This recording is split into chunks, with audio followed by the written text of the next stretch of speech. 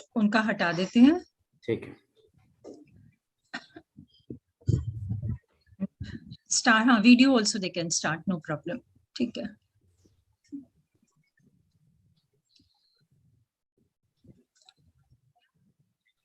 Ma'am live हो गया। Live हो गया, गुड यार, गुड। करते हैं एंट्री स्टार्ट करते हैं, फिर 10:35 हो ही गए हैं। I think we can start.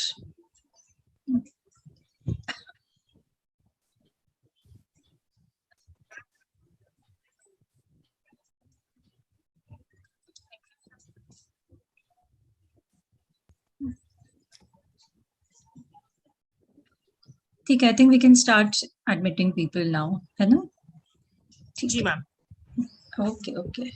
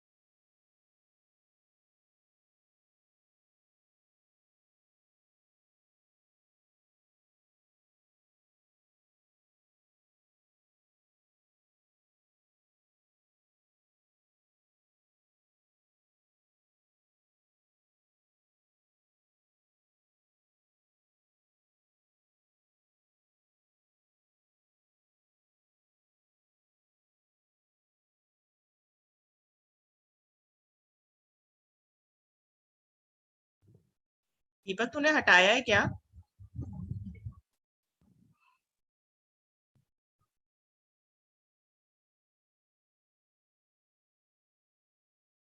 Actually जैसे स्क्रीन पे क्लिक करता हूँ ना, वो स्क्रीन हट जाती है एक बार। मैं फिर दोबारा से स्क्रीन शेयर कर रहा हूँ।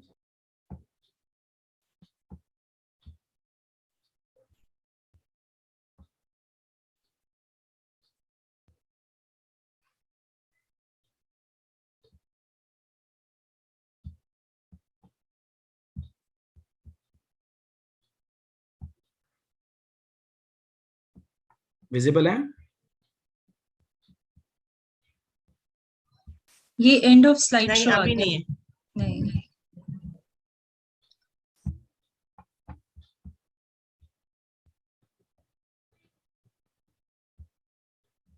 नहीं अभी नहीं विजिबल दीपक। हाँ, एक मिनट एक मिनट।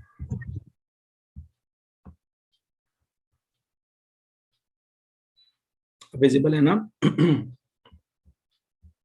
तनु विजिबल है ना? yes it's there, yeah. Okay okay ma'am.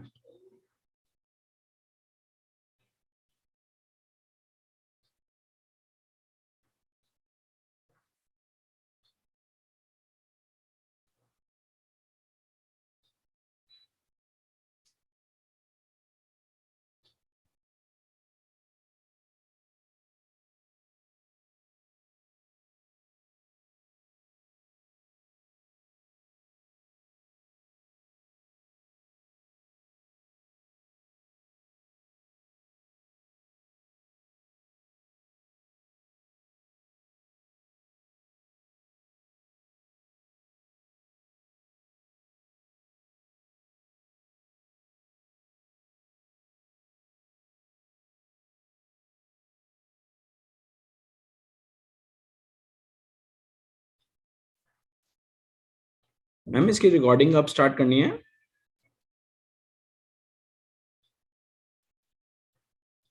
When I'll start. Okay.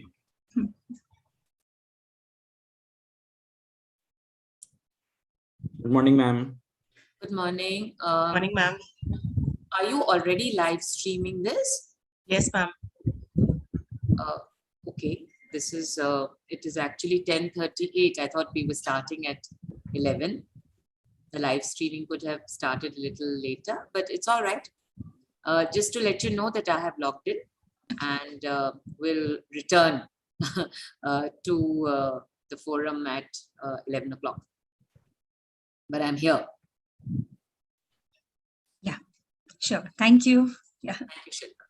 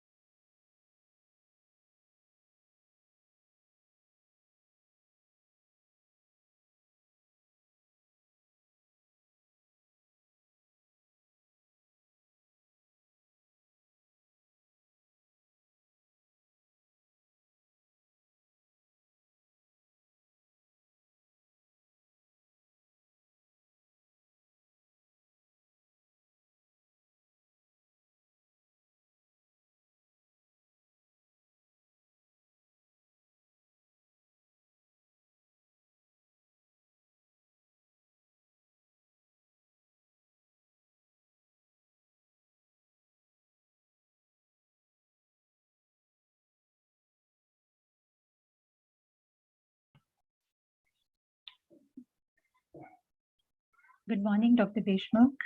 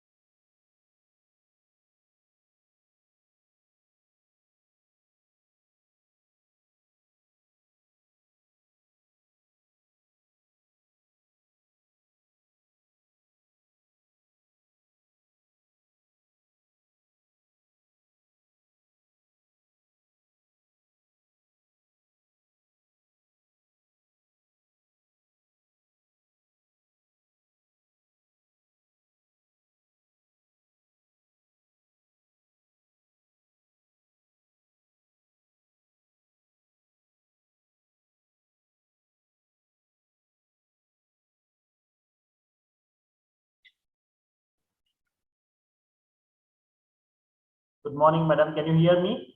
Yes, sir. Yes, sir. Yes, sir. We can hear you. Okay, that's what I was.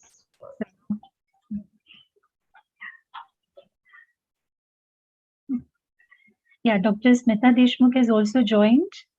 So,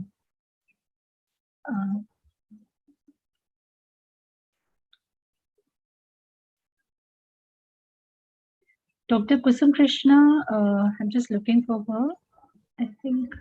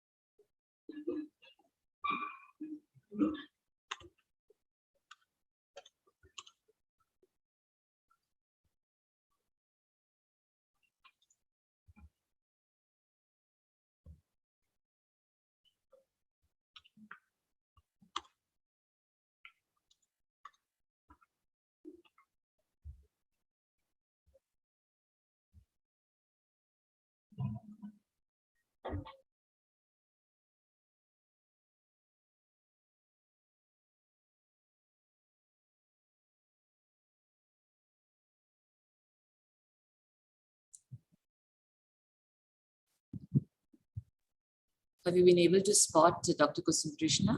No, ma'am hasn't joined in yet. I'll just give her a call. Yes.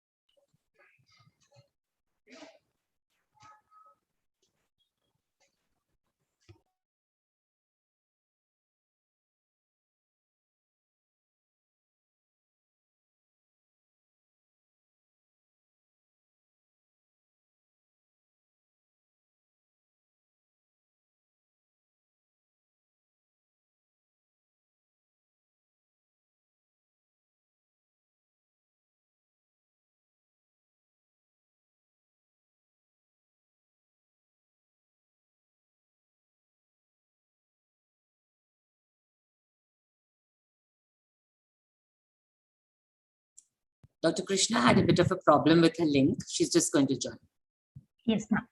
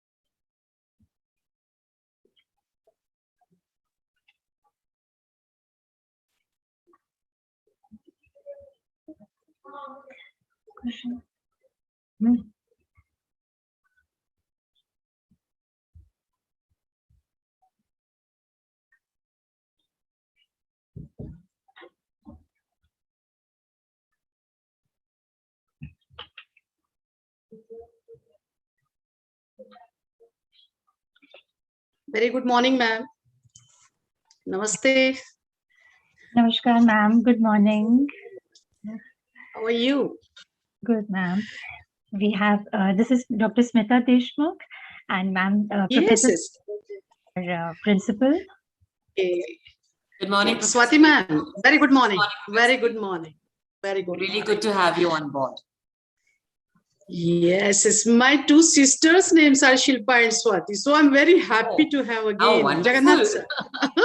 So, That's very and interesting. again, my big bro is Right. there now. Absolutely. Yes. Absolutely. Good morning, Jagannath. Patil sir. Good morning. Good morning. Namaskar. Shilpa, Namaskar. I think Dr. Kusum Krishna has joined in now. We could start.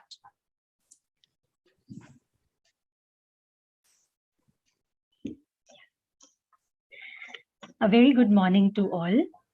It is my immense pleasure and honor to welcome this distinguished gathering to NAAC-sponsored one-day national webinar on building institutions, role of accreditation process, and role of stakeholders in higher education institutions in light of National Education Policy 2020, being organized by the Internal Quality Assurance Cell, Janki Devi Memorial College, University of Delhi. I extend a heartiest welcome to our distinguished guests who have spared their precious time and have joined us to give this wonderful opportunity to interact with them. Heartiest welcome to our keynote speaker, Dr. Jagannath Patil, NAAC advisor. A very warm welcome to our resource person, Dr. Smita Rao Sahib Deshmukh, member, Executive Committee of NAAC, and Professor Abid Halim from Jamia Millia Islamia. I extend a warm welcome to Dr. Kusum Krishna, chairperson of the governing body of our college, and our dear principal, Professor Swati Pal. A hearty welcome to all our participants who have joined from various parts of India, who are waiting eagerly to get enlightened on how the accreditation process and how the stakeholders can play a role and allow an institution to attain a position that it becomes an institution of choice. So without any further delay, we take the program forward, and I now invite Dr. Namita Sethi, faculty member of our IQAC, to introduce our respected and beloved principal, Professor Swati Pal. Good morning. Over to you, everyone. Namita. Good morning. Professor Swati Pal, the principal of Janki Devi Memorial College, is a Charles Wallace Scholar, as well as the first Asian to receive the John McGrath Theatre Studies Scholarship at Edinburgh University. She's the author of several books on theatre, creative, and academic writing. She writes and publishes extensively in newspapers about education and research. She is the Vice President of the Indian Association for Commonwealth Literature and Language Studies and an executive body member of the Indian Association for the Study of Australia. A distinguished scholar, she has presented a number of papers at both national and international conferences. She is the recipient of several awards, including the 34th Dr. S. Radhakrishnan Memorial National Teachers Award 2018. She is well known for her translations, especially of Premchand, and for her excellent poems, which have been published. May I welcome you, Professor Pal, to say a few words. Thank you so much, Namita. Dr. Kusum Krishna, chairperson, governing body of JDMC. Dr. Jagannath Patil, advisor, NAAC Bangalore. Professor Smita Deshmukh, member, executive committee of NAAC. Professor Abid Halim, Jamia Millia Islamia. All stakeholders present on this virtual platform, good morning and a very warm welcome to all of you. At the outset, I would like to thank all concerned at NAAC Bangalore for facilitating this long-awaited webinar. I would like to thank our eminent panel of speakers for consenting to speak on this platform despite their hectic schedules. The topic, building institutions, the role of the accreditation process and of stakeholders in the higher educational institutions in the light of NEP 2020 was a natural outcome of our experience as a higher educational institution of the NAAC system. We have completed the first cycle, and in a year, we will be eligible for the second cycle grading. It has been an immensely learning experience, the journey from the time the college undertook to be accredited till today. Initially, the entire process seemed like a maze and riddled with challenges. The task of documentation itself seemed quite uphill. Often we would be in the depths of despair, and the worry about our grade really overtook all other concerns. I'm not going to say that the worry does not remain, it does, but perhaps that is a good thing, because as we see in theatre, performance anxiety is essential if we want a vibrant act, else boredom and tedium can set in. But anxiety is not the only quality that is required. What is required is alertness to the changing world and its needs, and seeing how our own institution can respond positively to those changes. What is required is a vision and a focus in providing the best possible education as constantly being put forward to us by NAAC and other organizations that have a very clear picture of global standards of education. What is required is indefatigable energy in the way that we teach, learn, and run a higher educational institution.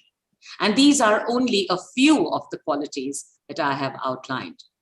I will go back to my reference to theatre, as in the context of the topic today, it is most relevant. As a performance studies teacher and researcher, I find that theatre is perhaps the most democratic of forms. It is a form that reposes faith in all involved in the production of a play, from the playwright to the director, from the actor to the lights person, from the costume designer to the makeup artist. All are expected to give off their best.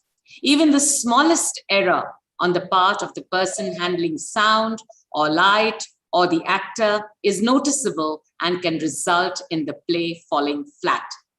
As stakeholders in our educational institutions, we must always be conscious that each of us plays a significant role, and even the smallest of omissions and errors can have a huge impact upon the institution.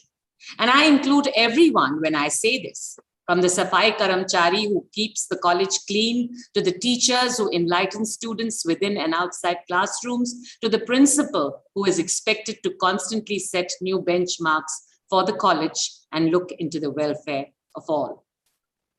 We are all thus looking forward to hear what our experts have to say to us regarding the roles we must play in order that we achieve higher standards of quality education, which of course would get reflected in our grades. As principal, from striving to give the college better infrastructural facilities like a hostel, research rooms, upgraded library systems, creating opportunities for research, for placement and entrepreneurship, e-resources, extension activities to the creation of centers, from responding to the pandemic, from trying to change the nature of the college as only providing arts, humanities, and commerce, to now being permitted to offer mathematical sciences like operational research, statistics, and computer science. Indeed, in the last 5 years, I'm delighted to see how our collective efforts are yielding such rich results. I must put on record my gratitude to my entire college, from the IQAC, all faculty members, non-teaching staff, students, the governing body, and the trust. Without everyone's support, involvement, and participation, none of these achievements would have been possible. So the accreditation system of which we are now a part has undeniably been good for us. It has motivated us to do whatever we can to make our college better. I would like to conclude by posing the primary challenge that we face. Each college has a unique character, even if it is affiliated to a university. Janki Devi Memorial College, Delhi University, is no exception. However, retaining that unique character and catering to the special needs of the largest stakeholders, that is the students of the college, even while conforming to NAAC and now the NEP, does in some situations pose some roadblocks. I look forward to listening with everybody else to our eminent panelists on this issue and learning how I, as a stakeholder, need to expand my horizons. Welcome once again, and thank you very much. Dr. Kusum Krishna is the chairperson, governing body of Janki Devi Memorial College. She has also served as the treasurer of the governing body from 2009 to 2011 and 2015-16. She has a PhD in Indology from Göttingen University, Germany. She has been an IRAS officer. She has consistently promoted the cause of equal opportunity and excellence in education. She instituted the Avatar Krishna Scholarship, a generous grant for highest marks in Commerce, Economics, English, Hindi, and BA program, and for students with disabilities worth rupees 50,000 each. Since 2018, she has actively supported research and innovation through generous faculty and student research grants. Thank you for being with us, Dr. Krishna. May I invite you to say a few words?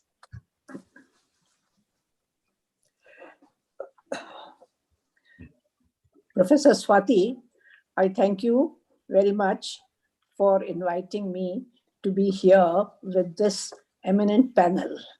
So I would like to say a few words, and that is, first of all, good morning to all of you, to Dr. Patil, Professor Smita Deshmukh, Professor Halim, all students, faculty members, non-teaching staff, parents and friends. I'm delighted that Janki Devi Memorial College is organizing this extremely pertinent one-day national webinar with the support of NAAC. The topic today is building institutions, the role of accreditation process and of stakeholders in the higher educational institutions in the light of National Education Policy 2020. It's a very timely webinar, and certainly this topic is quite close to my heart. I have been a part of building this institution for over 5 decades as part of the trust management of Janki Devi Memorial College. Brij Chandiwala, younger brother of my father-in-law, founded this college in 1959, and I have been actively involved in the college ever since. Education has been an integral part of my life. I have been a teacher myself, having taught German language at Allahabad University and Sanskrit at Lucknow University. Hence, I have always taken a keen interest in the growth and development of the college. Over the years, the education policy in particular and society in general has undergone many changes. The college has had to adapt itself to those, but at the same time retain the vision with which it was founded. Namely, the vision was to empower women, especially from underprivileged backgrounds, through education and through personality development, so that they can become economically independent and become responsible citizens of our country. As I look back at the years gone by, I am proud to say that some of our women students whose lives the college has shaped and who are doing so well that they are a source of pride to us today. Now, once again, it's a time for change. The pandemic on one hand has changed the way we live the way we move and the way we learn. So much is virtual, and a lot of technology is required to keep things going. And in terms of policy, on one hand, there's a National Education Policy 2020, which needs to be implemented soon. There are many implications of this policy, as I was given to understand. And it will be a challenging time for higher educational institute to achieve the goals of the policy.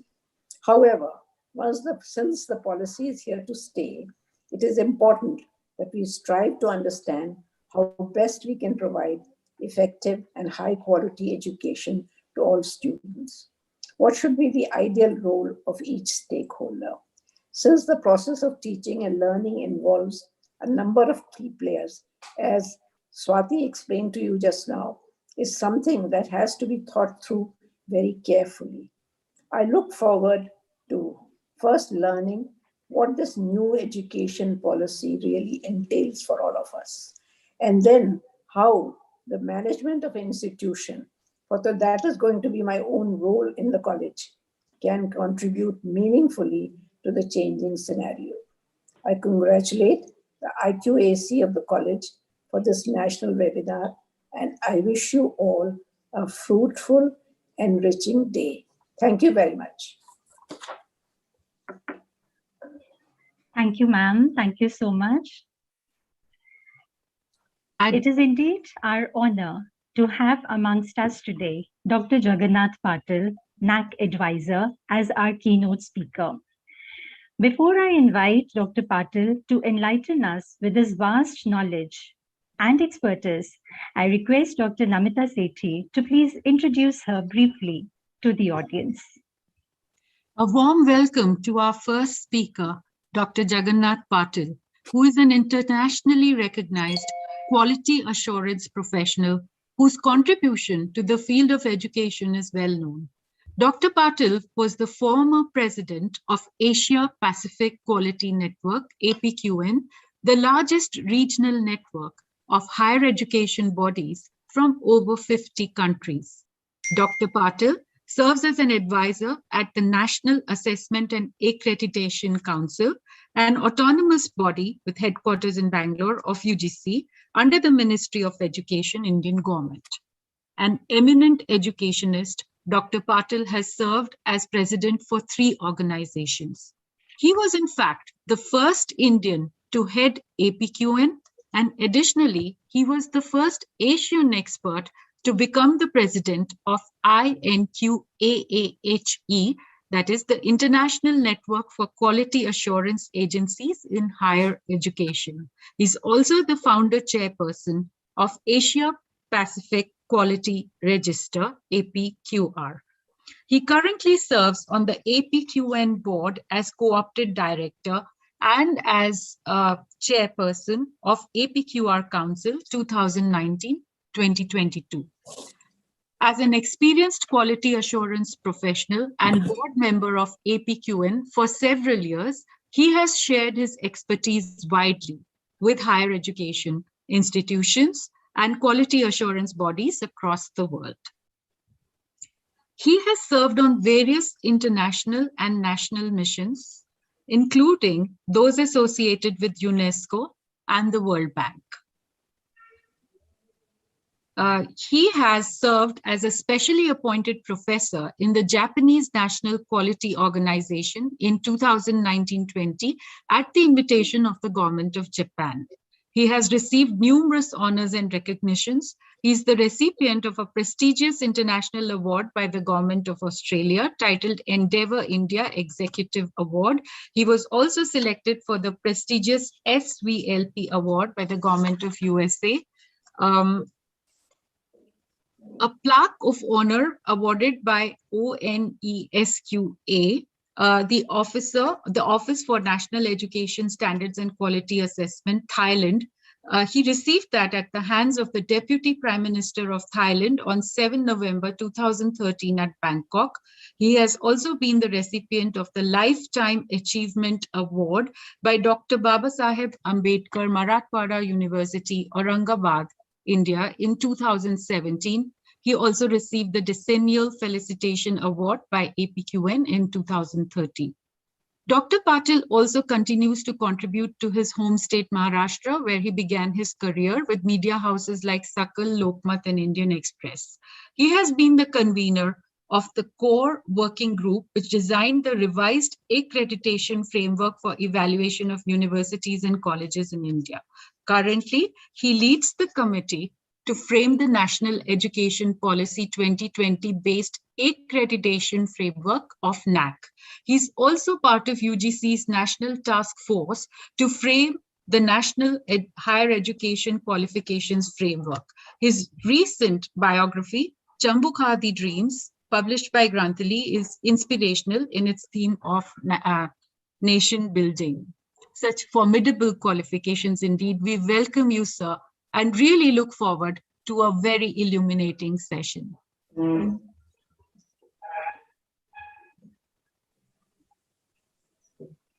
Thank you, madam, for this generous introduction. Can you see my screen?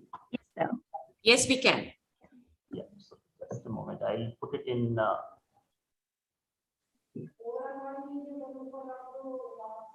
Slide sharing mode. Yeah, now it will be all right. Professor Kusum Krishna, the chairperson of the governing body of Janki Devi Memorial College, a very distinguished principal of college, Professor Swati Pal, and coordinator of this event, who has taken a lot of efforts since last few months, I would say, to organize this webinar and make the things happen. Dr. Shilpa Chaudhary and all the colleagues who are behind the organization of this national webinar sponsored by the National Assessment and Accreditation Council. First, on behalf of NAAC, as the regional coordinator of the northern region of NAAC, I convey my thanks and congratulations both to Janki Devi Memorial College, because by holding this webinar, you are actually contributing to the NAAC's task. That is, we are very grateful that you are trying to help us in spreading the message of NAAC to the stakeholders. So thank you very much. And thanks are also due to my co-panelists who happen to be very closely related with me as colleagues. Professor Smita Deshmukh, principal of a leading college from Maharashtra, and who is now the executive committee member of NAAC. And very shortly, we will be joined by Professor Abid Alim from Jamia Millia Islamia. He has been the coordinator of IQAC, besides his role as the professor of management and mechanical engineering and so on. He has been the IQAC coordinator of Jamia Millia and was, I think, largely responsible for success of Jamia in achieving the coveted grade. So he has been very active on that. So I'm very glad that two eminent panelists are joining me to represent various strata of the stakeholders, one from the university and one from the college, so that would widen the horizon of the perspectives that are being brought here. So with this introduction, let me get into the topic. I have focused my talk on the accreditation and its role in the institution building, and primarily I will talk about NAAC and a few other things, how it has been making efforts towards this aim. And but I cannot resist the temptation of making reference to what Professor Swati Pal said in her introductory remarks about the performance anxiety created by NAAC. And I will obviously point to that when I talk about the revised accreditation framework. And as a person, individually, I was responsible as the convener of the core group which has drafted this current framework of accreditation. So I think we have been able to create that performance anxiety within the stakeholders and the institutions. If that is the case, I feel really happy that that was the purpose of creating apparently tough and complicated framework that we have created. So anyway, we are going to hear the feedback from the colleagues. So let me, this is the brief outline of the presentation today. I will begin with the introduction to quality concept and NAAC's efforts in institutionalizing the quality culture, and I will also spend some time explaining the new framework, because that is the key part of the anxiety of the stakeholders these days, how to really understand this framework and respond to all the criteria and metrics and the documentation. And then I will delve on the intended impacts and outcomes of this framework, and also share some of my thoughts in light with the new education policy 2020 and what it talks about the accreditation and its role in the new scenario, post NEP scenario. So when we try to understand quality, there are various ways of looking at quality. One is quality as excellence. So when we think quality as exceptional high standards, that is also a quality. Then quality as a perfection or consistency or conformity to agreed processes and reliable outcomes is also one notion of quality. And we also have a notion of quality as a fitness for purpose and meeting minimum stakeholder requirements. My understanding is that most quality assurance agencies in the world, including NAAC, have focused this particular aspect of understanding of quality, that is quality as a fitness for purpose, because every institution might have their own goals and objectives. They might be meeting the requirements of different types of stakeholders. The college or university set up in a Delhi will have a different set of stakeholders than a college based in a tribal area of Manipur or Nagaland. So definitely the ideals or goals will be different. So it is important that we look at and or evaluate quality from that perspective. So quality as a fitness for purpose is one of my favorite definition to understand the quality. There are other definitions as well. Quality as a value for money, efficiency and effectiveness. Quality as a transformative, where there is a focus on continuous enhancement and improvement. And you will see that the framework designed by NAAC now is this kind of a transformative framework. It makes you work 24/7, 365 days, 5 years, one cycle, another cycle, another cycle. So this is one aspect of quality as a transformatory tool. Traditionally, quality in higher education is responsibility of institutions themselves. So you might not have heard of quality assurance or accreditation 2 decades ago. There were no such body in India, and many parts of the world also there were no such accreditation bodies, except maybe in USA and some other countries where accreditation is 100-year-old.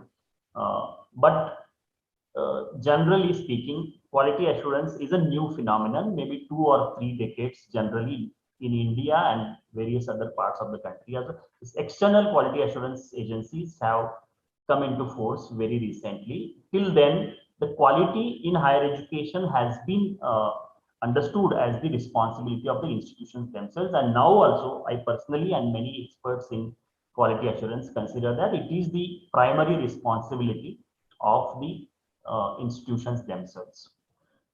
Still, quality assurance agencies in most systems have occupied a prime place as it is considered as a powerful tool to ensure the accountability for public funding, especially the like country in India and many other developing countries. State plays large role in financing and regulating education. So therefore, to ensure the accountability for public funding, then to secure the trust and public guarantee about quality of offerings. That is one reason wherein it primarily fits to private higher education, where the government or the quality agencies play a role to secure the trust and public guarantee that how to ensure that it is a genuine offering and not a business entity or something like that. Another important role is to protect students and stakeholders from dubious or substandard provisions. We know that every year UGC comes out with a list of fake universities in India, and this list is growing. There are a large number of fake universities, and beyond that official list of fake universities, we know that there are quite a few dubious players that might be, cheating students. So for that also, accreditation plays very important role. Stakeholders can get some trust when they see that this is an accredited institution. The students and the parents can easily trust that. Another important role is to provide stimulus for improvement and innovations. The role of the quality assurance agency as a facilitator. I am sure NAAC is also playing this role effectively. This webinar is one way of playing this role as a facilitator. We know that education plays a vital role in the development of any nation, and therefore there is a premium on both quantity with increased access and quality, that is relevance and excellence of academic programs offered of higher education. The NAAC has been set up to facilitate the volunteering institutions to assess their performance vis-a-vis set of parameters through introspection and a process that provides space for participation of the institution. These are the benefits of accreditation. I need not repeat quickly. First important thing is knowing strengths, weaknesses, and opportunities to inform the review process, identifying internal areas of planning and resource allocation. Then this outcome also provides funding agencies objective data for performance funding. Then it helps initiating institutions into innovative and modern methods of pedagogy. It also provides society with reliable information on quality of education. Employers have access to information on the quality of education from the potential recruitees. It also promotes inter and intra-institutional interactions, and it also provides students an informed choice. Moving to the concept of quality culture. Quality culture is a set of group values that guide how improvements are made to everyday working practices and consequent outputs. In an explanatory context, we can say a quality culture is arguably a set of taken for granted practices that encapsulate the ideology of the group or organization. So NAAC's efforts in institutionalizing quality culture, what we have done in last 25 years, these are various things that we try to promote as a new concepts within the higher education system. First was self-evaluation. Then we provided reference framework for quality evaluation and improvement. We created a structure which is now existing in more than 8,000 higher education institutions in the country, which we call as internal quality assurance cell. This is for the first time it has happened in most of the educational institutions. So IQACs.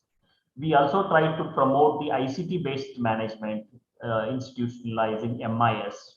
We tried to initiate student feedback on teachers, programs, and institute. Quite a few institutions were having alumni association, but it is because of NAAC, every nook and corner of the country, even the smallest colleges have now started alumni association and alumni related activities, engaging with parents and industry.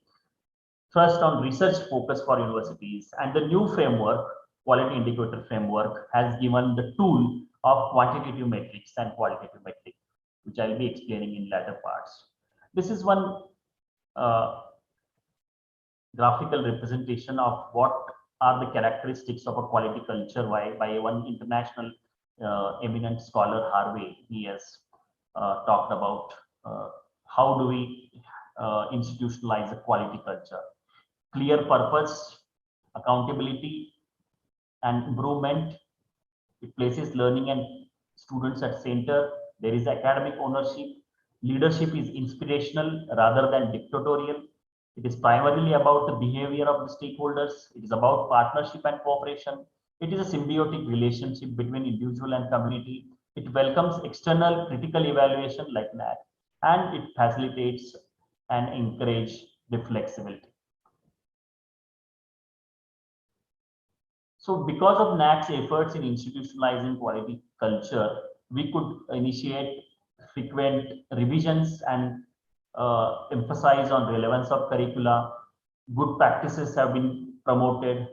Concepts like benchmarking, quality circle, green audit, gender audit, student progression tracking, mentorship, those all things have been brought in place. So there are various, it is not that NAAC is the only model or NIRF is the only model for quality improvement. There are quite a few models available in the world, and some of the models that I would like to throw light on that, because we are discussing about the quality and quality culture. Deming, Juran, and Crosby, they have given the credit, been given the credit for developing the vocabulary of quality management. So what are the ideas that have been talked? One is about leadership and commitment of top management, creating an environment for learning and staff development, adopt new philosophies and technologies, encourage teamwork and participatory management, develop a communication strategy to report progress and results, put appropriate systems and processes in place as per the needs of the stakeholders, encourage quality circles, and focus on institutionalizing the culture of qualities. Today, perhaps I will skip these details, but maybe at later stage we will talk about this. There are various models in USA. One of the important model is Malcolm Baldrige National Quality Awards. Besides accreditation bodies, this is one model which is widely used by institutions for quality improvement. From the industry, we learn what is called as a capability maturity model. If we look at other industry related quality, because the concept of quality assurance, quality control, everything we have learned from the industry primarily, and we have tried to adopt in higher education. So many concepts also have come from the industry. Many of you who are in management, the thing maybe knowing Six Sigma as a quality assessment model which was originated at Motorola in early 1980s. This is Six Sigma is slowly getting into academia as teaching course, and academic institutions are also trying to apply this model for quality assessment and improvement. Then there is one Japanese model which is frequently used not only for institutions, industries, but also for personal growth and quality of life, which is called as a Kaizen, which means incremental improvements of the ongoing processes. It doesn't advise on miracles or radical states, but it is step-by-step approach of improvement. So like that, there are several other models like EFQM, ISO, total quality management, and so on. NAAC has been propagating this concept through its internal quality assurance cell, and I'm sure many of you are aware about the internal quality assurance cell of NAAC, and that's how in which you are supposed to submit. Every accredited institution is supposed to have this internal quality assurance cell, and they are supposed to submit the annual quality assurance report. So I will skip these details of IQAC for want of time, because 45 minutes, I want to leave some time for discussion. These guidelines are available on NAAC website, and many of you, I am sure, are from colleges or universities. So you are aware about the IQAC, its objectives. So what I would say is that what has been impact of NAAC's IQAC and other initiatives? This figure needs to be updated. We have now more than 300 universities and 8,000 colleges which follow this IQAC model. It is worth noting that several funding agencies have now acknowledged impact of these internal QA systems and linked funding to effective functioning of these units. And many of the universities have now started appointing full-time academics as the quality assurance directors. And I just wanted to quote here that when I was on scholarship of Government of Australia, I noticed way back in 2007, most of the universities have an independent quality assurance unit. There is a full-time quality assurance director. Even some universities like Monash University had appointed a pro vice chancellor for quality. So there is a lot of premium on quality and institutionalizing quality in Western universities, particularly in Australia. I have seen that. So what are the limitations that our model has faced of IQAC?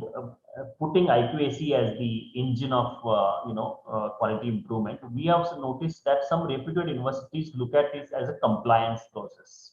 So it is just NAAC को एक report भेजना है, उसके लिए एक committee चाहिए, उसको बना दो, या फिर there is accreditation process due, so you need that committee. Otherwise, it is not part of the general functioning of the university. It has not been integrated as management process, a very important part of the management of a college or university. That I perceive as one of the limitations that we have seen. Once in a 5-year affair, Many times accreditation is just like that. People think that once in a 5 years karo, uske baad bhul jao, committee gayi. So now that the current framework actually doesn't give you that flexibility. You have to be working all the time in terms of data collection, data management, and doing activities. And as I was pointing out, there is a lack of integration in governance structure. So we expect that IQAC should be the brain of the college. If the governing body and other bodies are the heart, then IQAC should function as a brain of the college or university. But many times it doesn't happen. It is just one body made to meet the needs of NAAC. That's it. It is not integrated. So that is one limitation. And another problem is QA fatigue. There are so many things now. You have to participate in NIRF. If you are a technical college, you have to go for NBA and now NAAC. So there is a QA fatigue also in many cases. So this is the limitation. This is NAAC's experience of last 2.5 decades, international recognition, global good practices. As I was explaining, we are part of various international networks like INQUAHE, Asia Pacific Quality Network. We have received awards from APQN. We have run projects of UNESCO, European Commission, and so on. So this is NAAC as an institution promoting quality. We also have to meet certain norms, and that's how we are engaged into these activities. These are this is about our value framework. You know that our 5 values are being promoted through NAAC's quality assurance framework. One is contribution to national development, fostering global competencies, inculcating value systems to the students, promoting the use of technology, and finally, the quest for excellence. These are the suggested parameters and activities to align with each of these core values. And you can see that reflecting in our framework. These are all the benefits of the accreditation. Employees, employers, society, funding agencies, and for the institution, what we get is a new sense of direction and identity. I'll spend some time on revised accreditation framework. Revised accreditation framework is what perhaps Madam Swati Pal was referring to as a performance anxiety. So this is a new approach, and I would describe it as a paradigm shift in terms of approach and philosophy of quality assurance. We have moved from the qualitative peer judgment to database quantitative indicator evaluation. There is a system generated part or data part of 70% and a peer judgment of 30%. It's an automated evaluation model, and several new concepts have been brought into the system. And one of the most important things that we have brought through this framework is quality benchmarks. 2 types of quality benchmarks, and they are through the quantitative and qualitative metrics. So these benchmarks for each metrics are designed taking into consideration of academic experts and views and field testing, and they are on 0 to 4 scale. So for every activity, for example, value-added courses, number of PhD, number of publications, lot of activities, we have tried to put them on a quantitative way, and they are now we have developed national level quality benchmarks, that is out of the pilot studies, expert meetings, and against that benchmark, every institution is evaluated. Besides that, there are also qualitative benchmarks which are evaluated by the peer team members, and there is something called third party data validation. So whatever data is submitted by institutions to the NAAC, it is subjected to the verification by an anonymous partner, data validation partner, and this entire process is online. So every document is verified and the data is validated, which is used for scoring of the institution. So it is 100% ICT based process, and there is also a process begins with the institutional information for quality assessment, IIQA, and most of the things have now been automated. It means the officers to whom the institution will be allotted for assessment is decided by the computerized selection. The peer team which will come for your college or university, it is also decided by the computer generated system. So most of the things are now automated. I did not spend much time on the our QIF. You know, these 7 criteria of NAAC, from curricular aspects to the institutional values and best practices.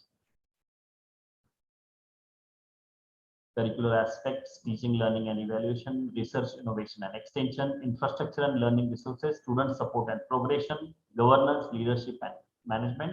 And we have brought in the concept of institutional values and best practices. There are a few changes in this 7 framework, but the majority of the changes are at the level of the key indicators and metrics. The concept of qualitative metrics and quantitative metrics. If we are talking about colleges, we have just about 35 qualitative metrics and about 58 quantitative metrics. So, and if it is a PG college, it is 60. So, and totally about 96 metrics are there. You will see the QIF with different weightages for different key indicators. Each metric also has been assigned different weight. For affiliated colleges, you will see the focus on teaching, learning and evaluation, whereas for the universities, you will see a focus on the research, innovation and extension. But other criteria like infrastructure, student support and progression, governance are also having equal value for all types of institution. So as I was explaining, this is a benchmark driven assessment.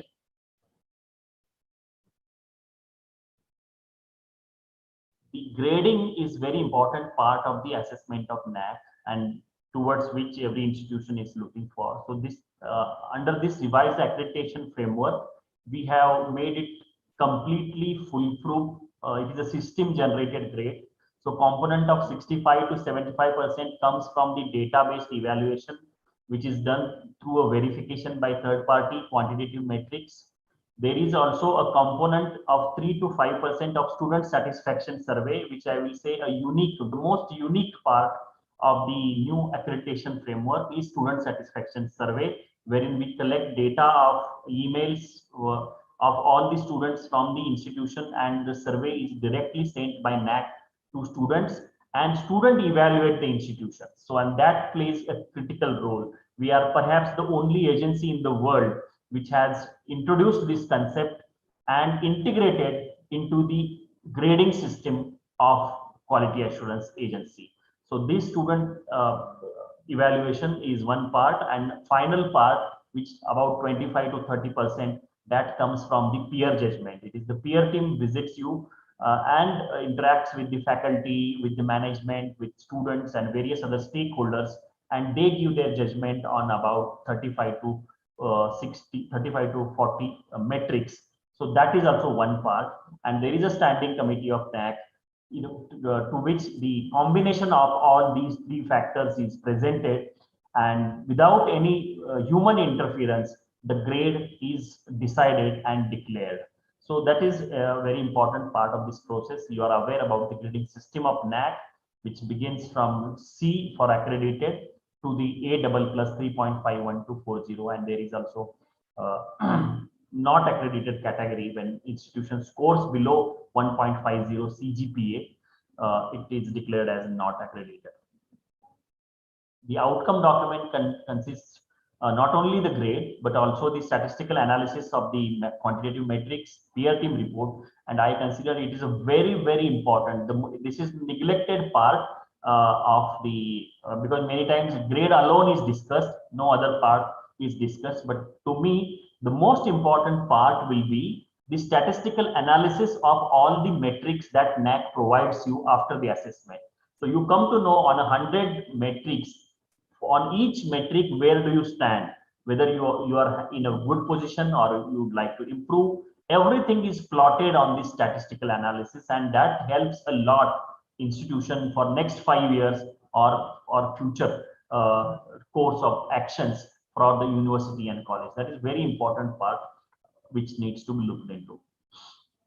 The stakeholder focus is visible from this entire framework, which has 3 components. It has inputs, it has process, it has outputs. In inputs, we talk about students, curricula, faculty qualifications, non-teaching, infrastructure and resources. In process, we give in criteria 2, we talk about teaching learning processes. In criteria 6, we talk about staff development. In criteria 5, we talk about student support and evaluation. We also talk about the processes of improving research and innovation, whether how committees are set up to encourage innovation and so on. And outputs are also, and there is a increased focus in the new education policy. There is a lot of talk about outcomes based assessment. So outcomes are becoming very, very important. So people say it is not important what resources you are putting. What is important is outcome of the entire process. What kind of skilled and employable graduates that we are producing, the outcomes in terms of research, innovations, publication, and outcomes in terms of contribution to the community. So all these components are part of the NAAC framework. This is the table to present you what has happened so far in the revised accreditation framework. You will see that total of 647 colleges, universities we have accredited, and 13,233 colleges. It is not actually colleges, but number of accreditation activities. So close to 14,000 accreditation exercises we have concluded. Now coming to the part of desired outcomes or impact of the revised accreditation framework of NAAC. While we designed this framework, what is on our mind, and in the last 3 or 4 years, what we are witnessing is one important part is reducing the subjectivity in the assessment process due to variance in peer team assessment. When earlier framework, we were facing a lot of problems that lot will depend on what kind of team will come to your college or university. So if they are liberal, you may get good grade. If they are very strict, you may get low grade. That kind of thinking was there, and there was a lot of criticism on that. So the new framework has alleviated all these issues because most of the things now depend on data. 70% is based on data. So there is a lot of reduction in subjectivity. There is data-based evaluation. So the outcomes or results have become more objective, and that because they are objective, sometimes they are tough also. It is very tough to get A++ or A+ grade on the new framework. You must have been really working very hard for last 10 to 15 years to achieve that kind of grade. It is impossible for a new institution or an institution which is a little bit lax in terms of activities to get even A grade on the new framework of NAAC. So you have to be really working very hard in a very planned way to achieve good grade of NAAC.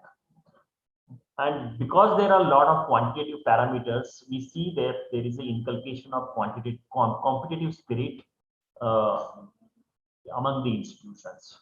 There is a lot of improvement of data management practices in higher education institutions because NAAC process is now entirely online. There is nothing which is paper-based. You don't even send a single letter to NAAC. Everything is computerized, portal-based management. All submissions, results, everything, even appeal process, that is also based on the portal. So it is, and that has prompted institutions to shift their entire management practices into online mode. So data management has improved. There is also an obvious increased use of ICT in teaching learning. Much before the corona pandemic started, we have been emphasizing about the use of online tools and techniques. Then because of NAAC's framework, and there is a lot of integration of the stakeholders involvement and feedback. We expect that there should be feedback from industry, employers, parents, students, alumni. So these things are also improving. Another important part is about outcomes-based education, and our criteria 2 talks about this, that for every course, for every program, we expect that institution and universities should have intended outcomes specified. So there are learning outcomes expected, graduate attributes expected from each program or course. So we have been also encouraging the culture of innovation and startup. Again, India is obviously emerging as one of the startup hub of the world. Many startups are coming here, but that all should begin on the campuses of the institutions. Some of the world's most famous unicorns, say Facebook, have emerged on the campuses of the college, dormitories of the universities. So we want to take it to the higher level and expect that every college, every university should have a startup hubs and innovation units on their campuses. And now it is slowly getting accepted into all kinds of colleges. These things are in very nascent stage, I must admit, but they are beginning to emerge. That is what I would say as a success. Many of our criteria or metrics try to reinforce the values and ethics, particularly criteria 7, if you see, about gender, about other issues like nature care, and so many things we have brought into our system. And our efforts of institutionalizing quality culture will be reflected in criteria C. We are trying to promote gender sensitivity on the campus, inclusive practices such as reservation policy, facilities for the differently abled students, encouraging students to various extension activities, promoting e-resources for library, then focus on research. We have added metrics on patents, citation, H-index, bibliometrics, and so on. There is also emphasis on skills and correlation of academics with the world of the work.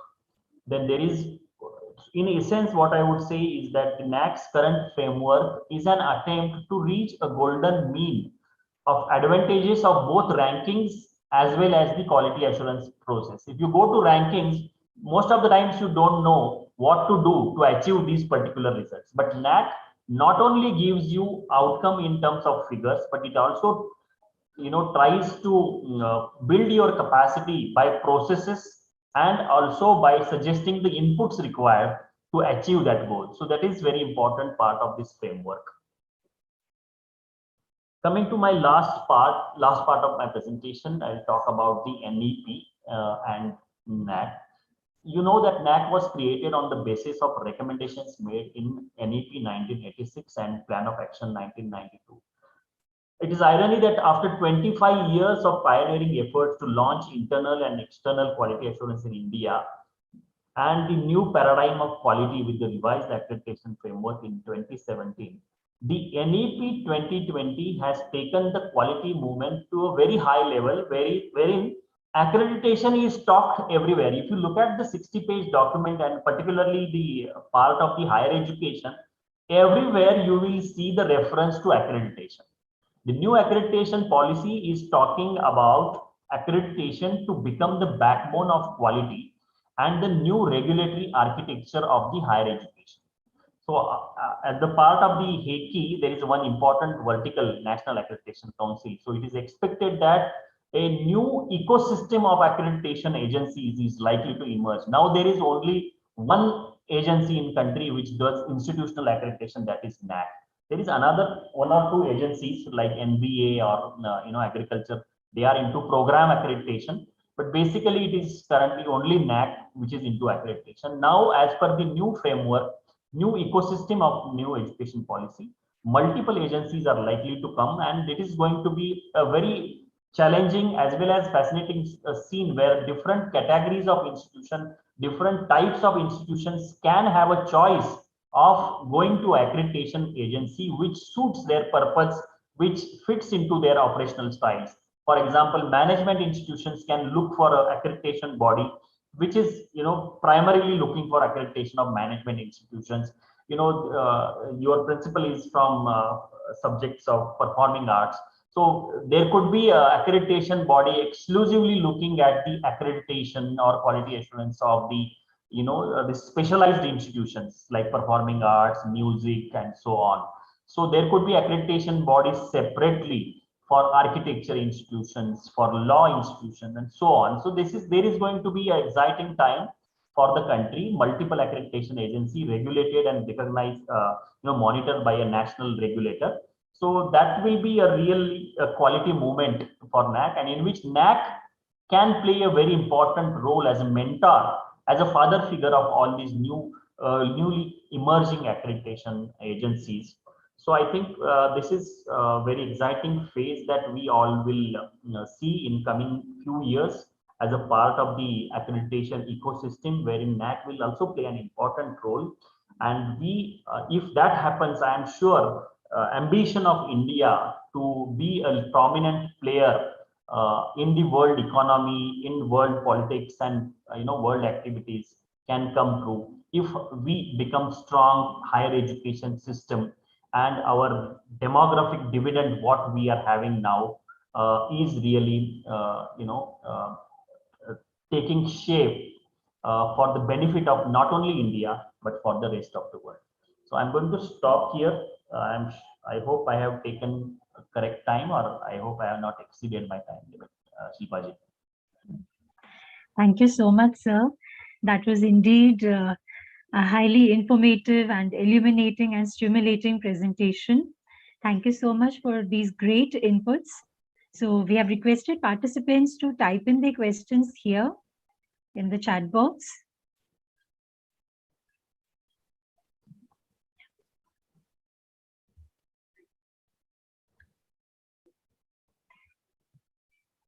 So there's one question: how can we overcome lack of integration in regulation structure in QA model? How can we overcome lack of integration in regulation structure? Yeah, that is a larger question. I think the policymakers should be addressing that. But I'm sure the key recommendation of the NEP is about creating such structure. The Higher Education Commission, or HECI, which is being proposed in the NEP document, talks of this single regulator which will have different verticals. So the current problem of having lack of integration within the different arms of the regulatory bodies or different regulatory bodies, which is faced by many stakeholders, can be addressed. So I'm sure NEP proposed structures are expected to take care of this problem. Yes, sir. So can a higher education institution have various accreditation for different disciplines within an institute?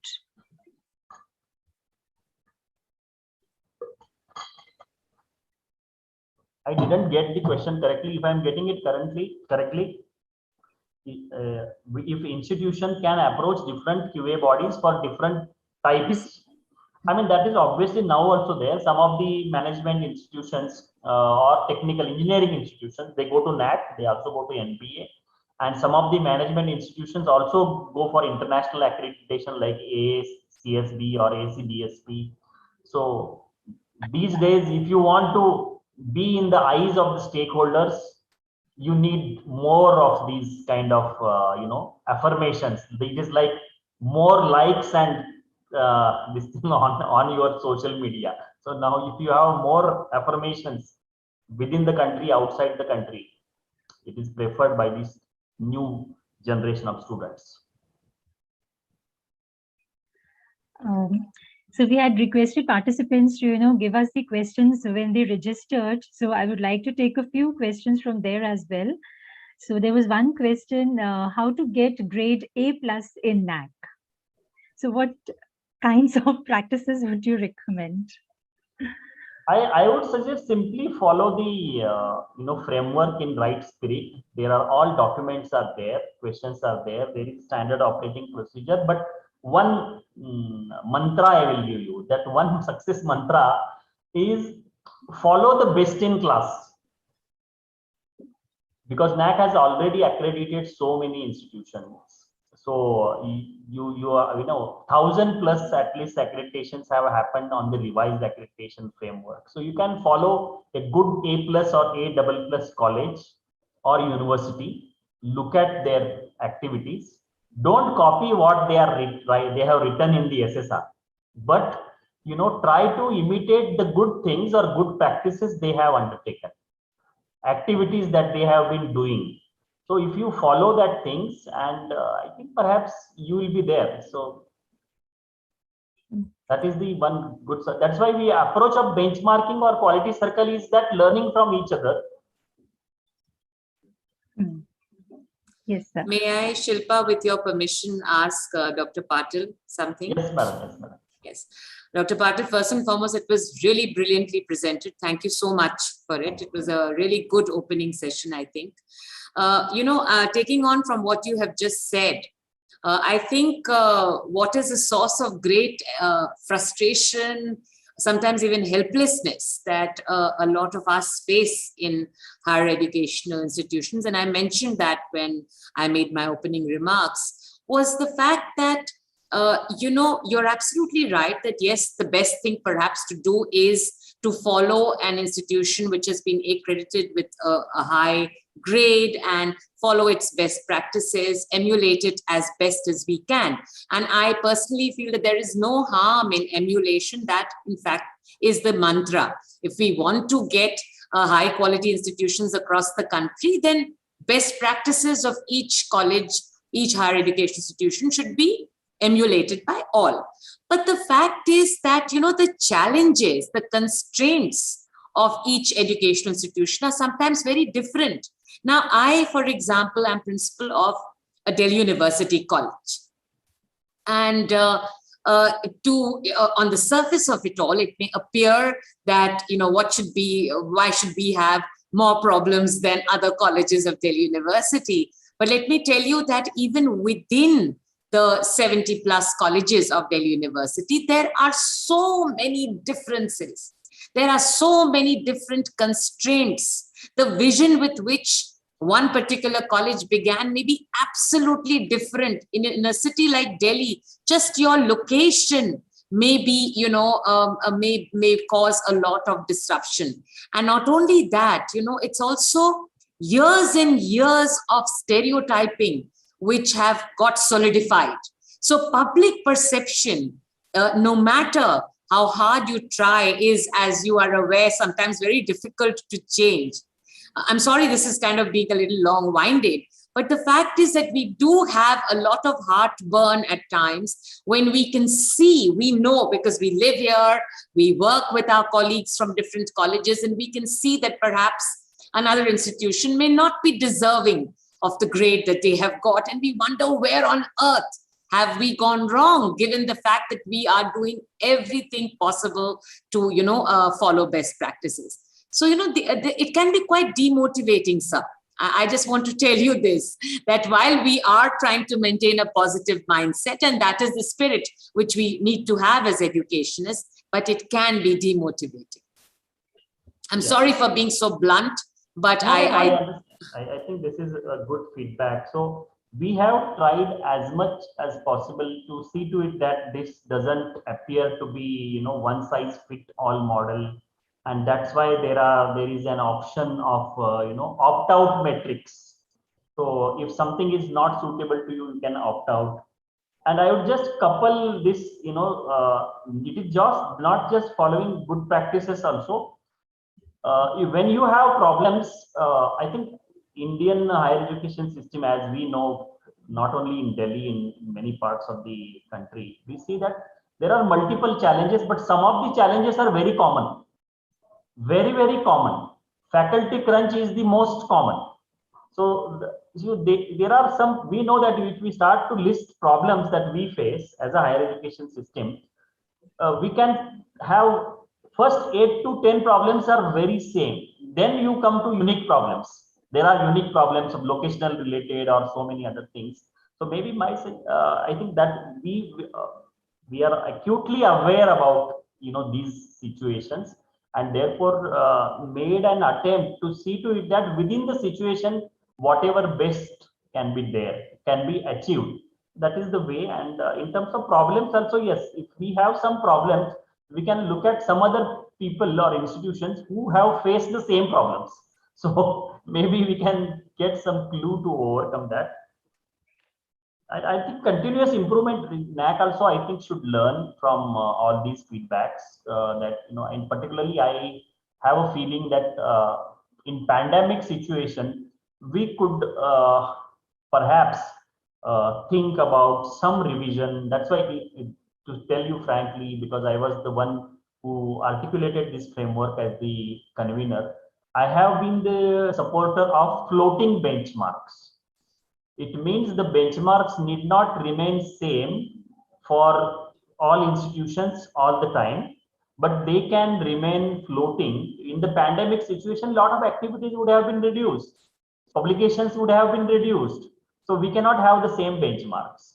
So we can have just like a share market goes up and down, our expectations from institutions can also go up also, and sometimes it can go down also. So I would be looking for a very flexible model in future in NEP, because there is scope for multiple agencies. They may think differently. They did not think what NAAC think. Now what NAAC thinks has to be thought by others. So there could be now other people who will think differently in innovative ways. They could come out with other ways of innovations. So I think while yeah.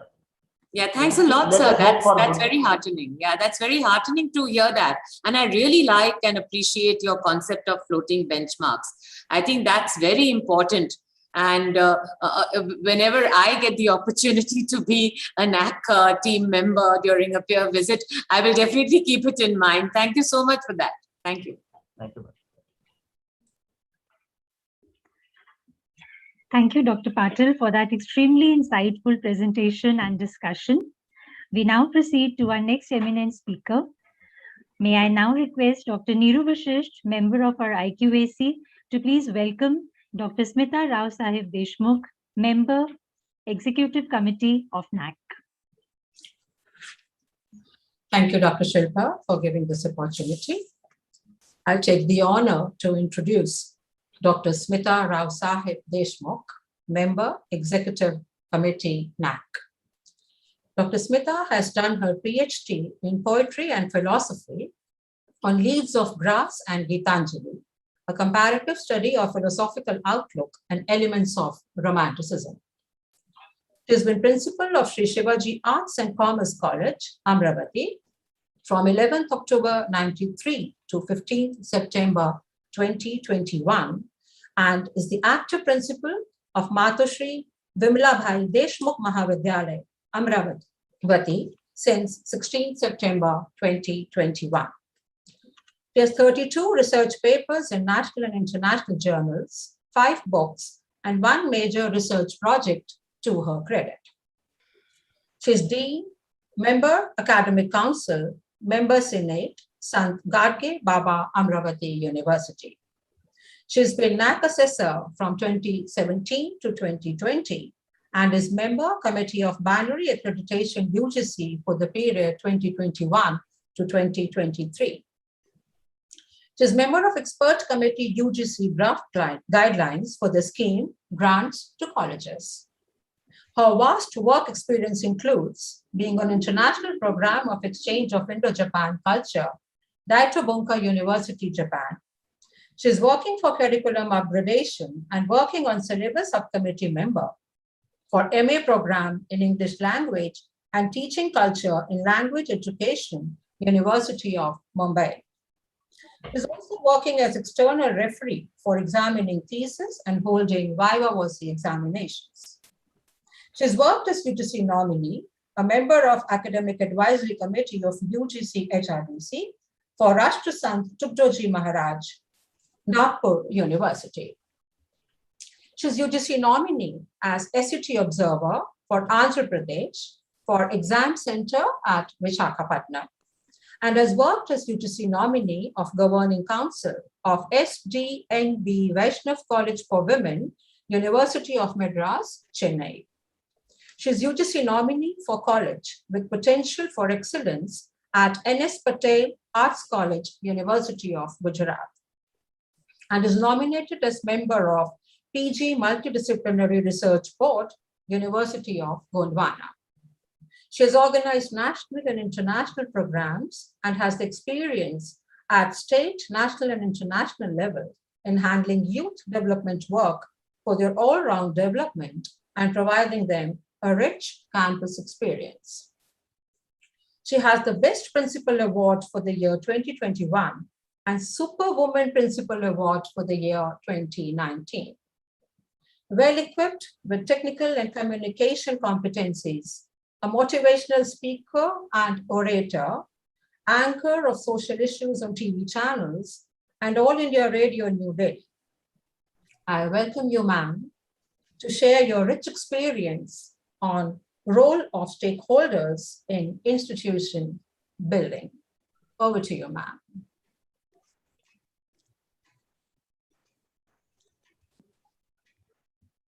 Thank you.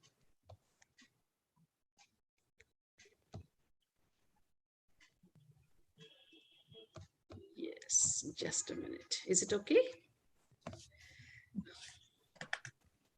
Very good afternoon to one and all. In the beginning, Janaki Devi Memorial College, respected Dr. Kushum Krishna, Chairperson of Governing Body, JDMC. Then recently, very dynamic international personality. Now just we are eager to and very minutely heard each and every point by him, Dr. Jagannath Patil, Advisor NAAC Bangalore. Then Abid Ahmed, and my friend Shilpa Chowdhury, IQC coordinator, and very dynamic and very vibrant personality I came to know, Professor Swati Pal, the principal of the college. In the beginning, I really thankful to one and all, and basically Jagannath Patil sir, to have the connect with such a wonderful one-day national webinar, the role of stakeholders in building institutions. Higher education in India, when we're talking about, we all know that India has one of the largest and diverse education system in the world, now become a real part of globalization process. And Patil sir already told everything about the assessment process. He's a global one. The India's higher education system, the third largest world in the US and China, the quality initiatives which embraces the entire functioning of higher education.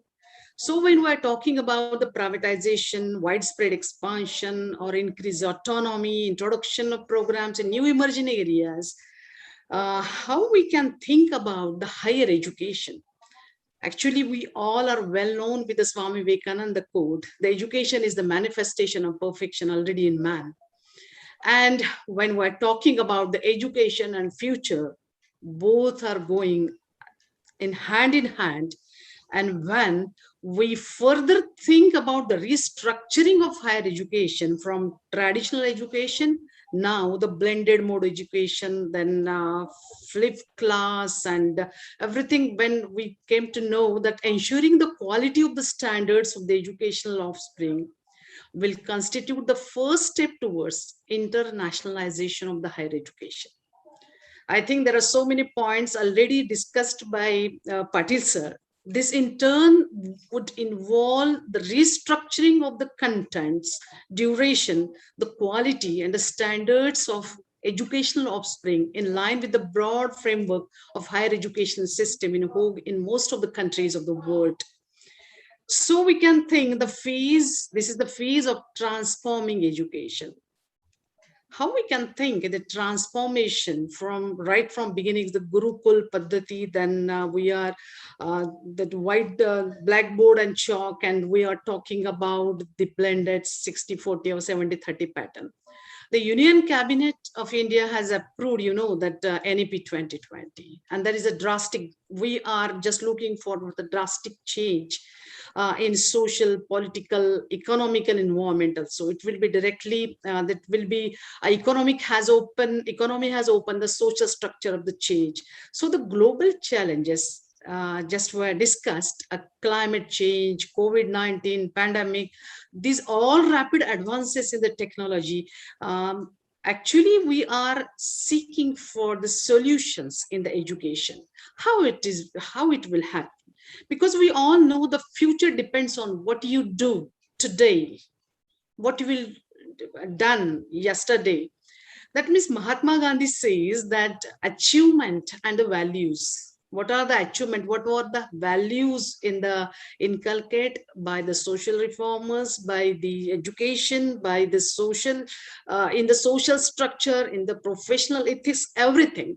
The vision and mission to strengthen the higher education system. What would be to make quality the defining element of the higher education in India through the combination of self and external quality evaluation, promotion, and sustainable initiatives. Actually, these are all that means qualities, and these are core values to arrange for the periodic assessment. You know, this is a vision and mission of NAAC, the stimulate the academic environment for the promotion of quality of teaching and learning and research. We are again discussing and reorienting, revamping. We are again rethinking to encourage the self-evaluation, accountability, autonomy, and innovations.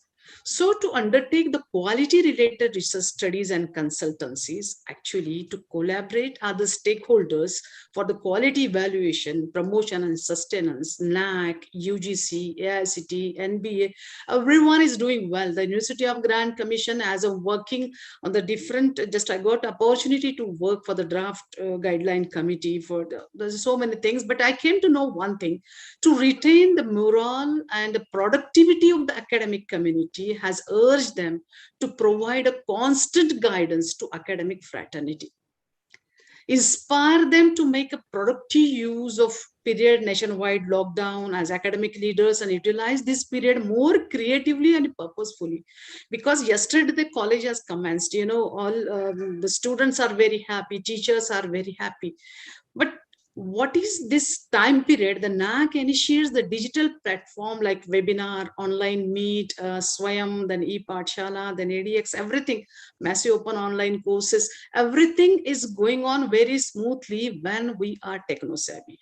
When if it is not there, then definitely there will be the problem. So the institution need to channelize their efforts towards promoting holistic academic excellence. What is that?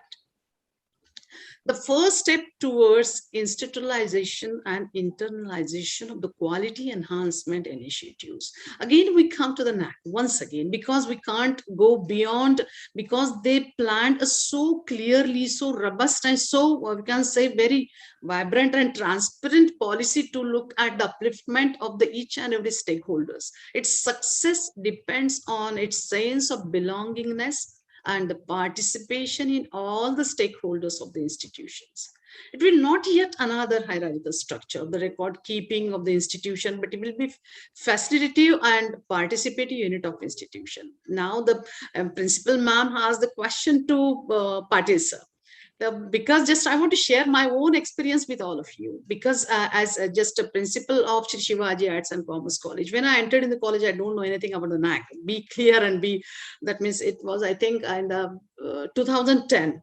And just I faced for the NAAC at that moment. And just in the exit meeting, whatever the recommendations given by the peer team, just I planned for the 5 years. I don't know, really, I don't know. I don't, because just I want to express myself.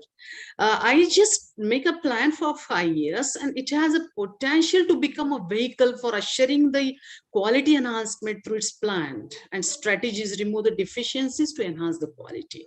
What are those plans? To promote the institution for the sustenance, the internalization of the quality culture, the institutionalization of the best practices. What are those? Because I visited each and every site by NAAC.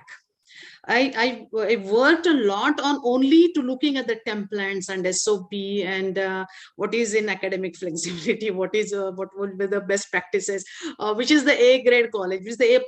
What is the difference between A grade, A+, and C grade college? Just I just find out all of those things, and what should be the, because it's just a rural urban Amravati, just I stay over here, tribal area. The students are not that much aware of those things. The teachers are not techno savvy, and what to do then? Now I think Patil sir, I just want to share with you, the NAAC has done a lot for all of us for the upliftment and the quality enhancement, I'm saying, because the DVV, the 70-30 pattern, the 70 is good, ma'am. just you, that means IQC coordinator, if she is very happy, Shilpa ma'am, the adoption of relevant and quality academic research programs, that is the programs which should make the academic calendar throughout a year. And just you distribute all the what work should be done, ensuring the equitable access to affordability and academic programs, and then interaction with the modern methods, and credible assessment by just we are having basically at our local level assessment unit. That meant just having a mock peer team.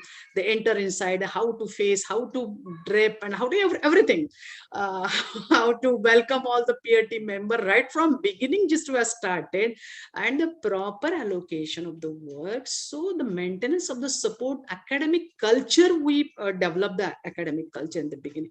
First of all, जिसे कहते हैं ना, हमारे दिल में एक ऐसी एक दिया, उसको ignited minds are more powerful than any thermonuclear weapons. They ignite the minds. First of all, this is the first task we have to do. And then the acting as a dynamic system for quality changes in higher education. For example, if you are talking about the quality culture, the focus in institutions march towards the quality enhancement. It is a coordination among various units: parents, students, management, and society, and UGC and university.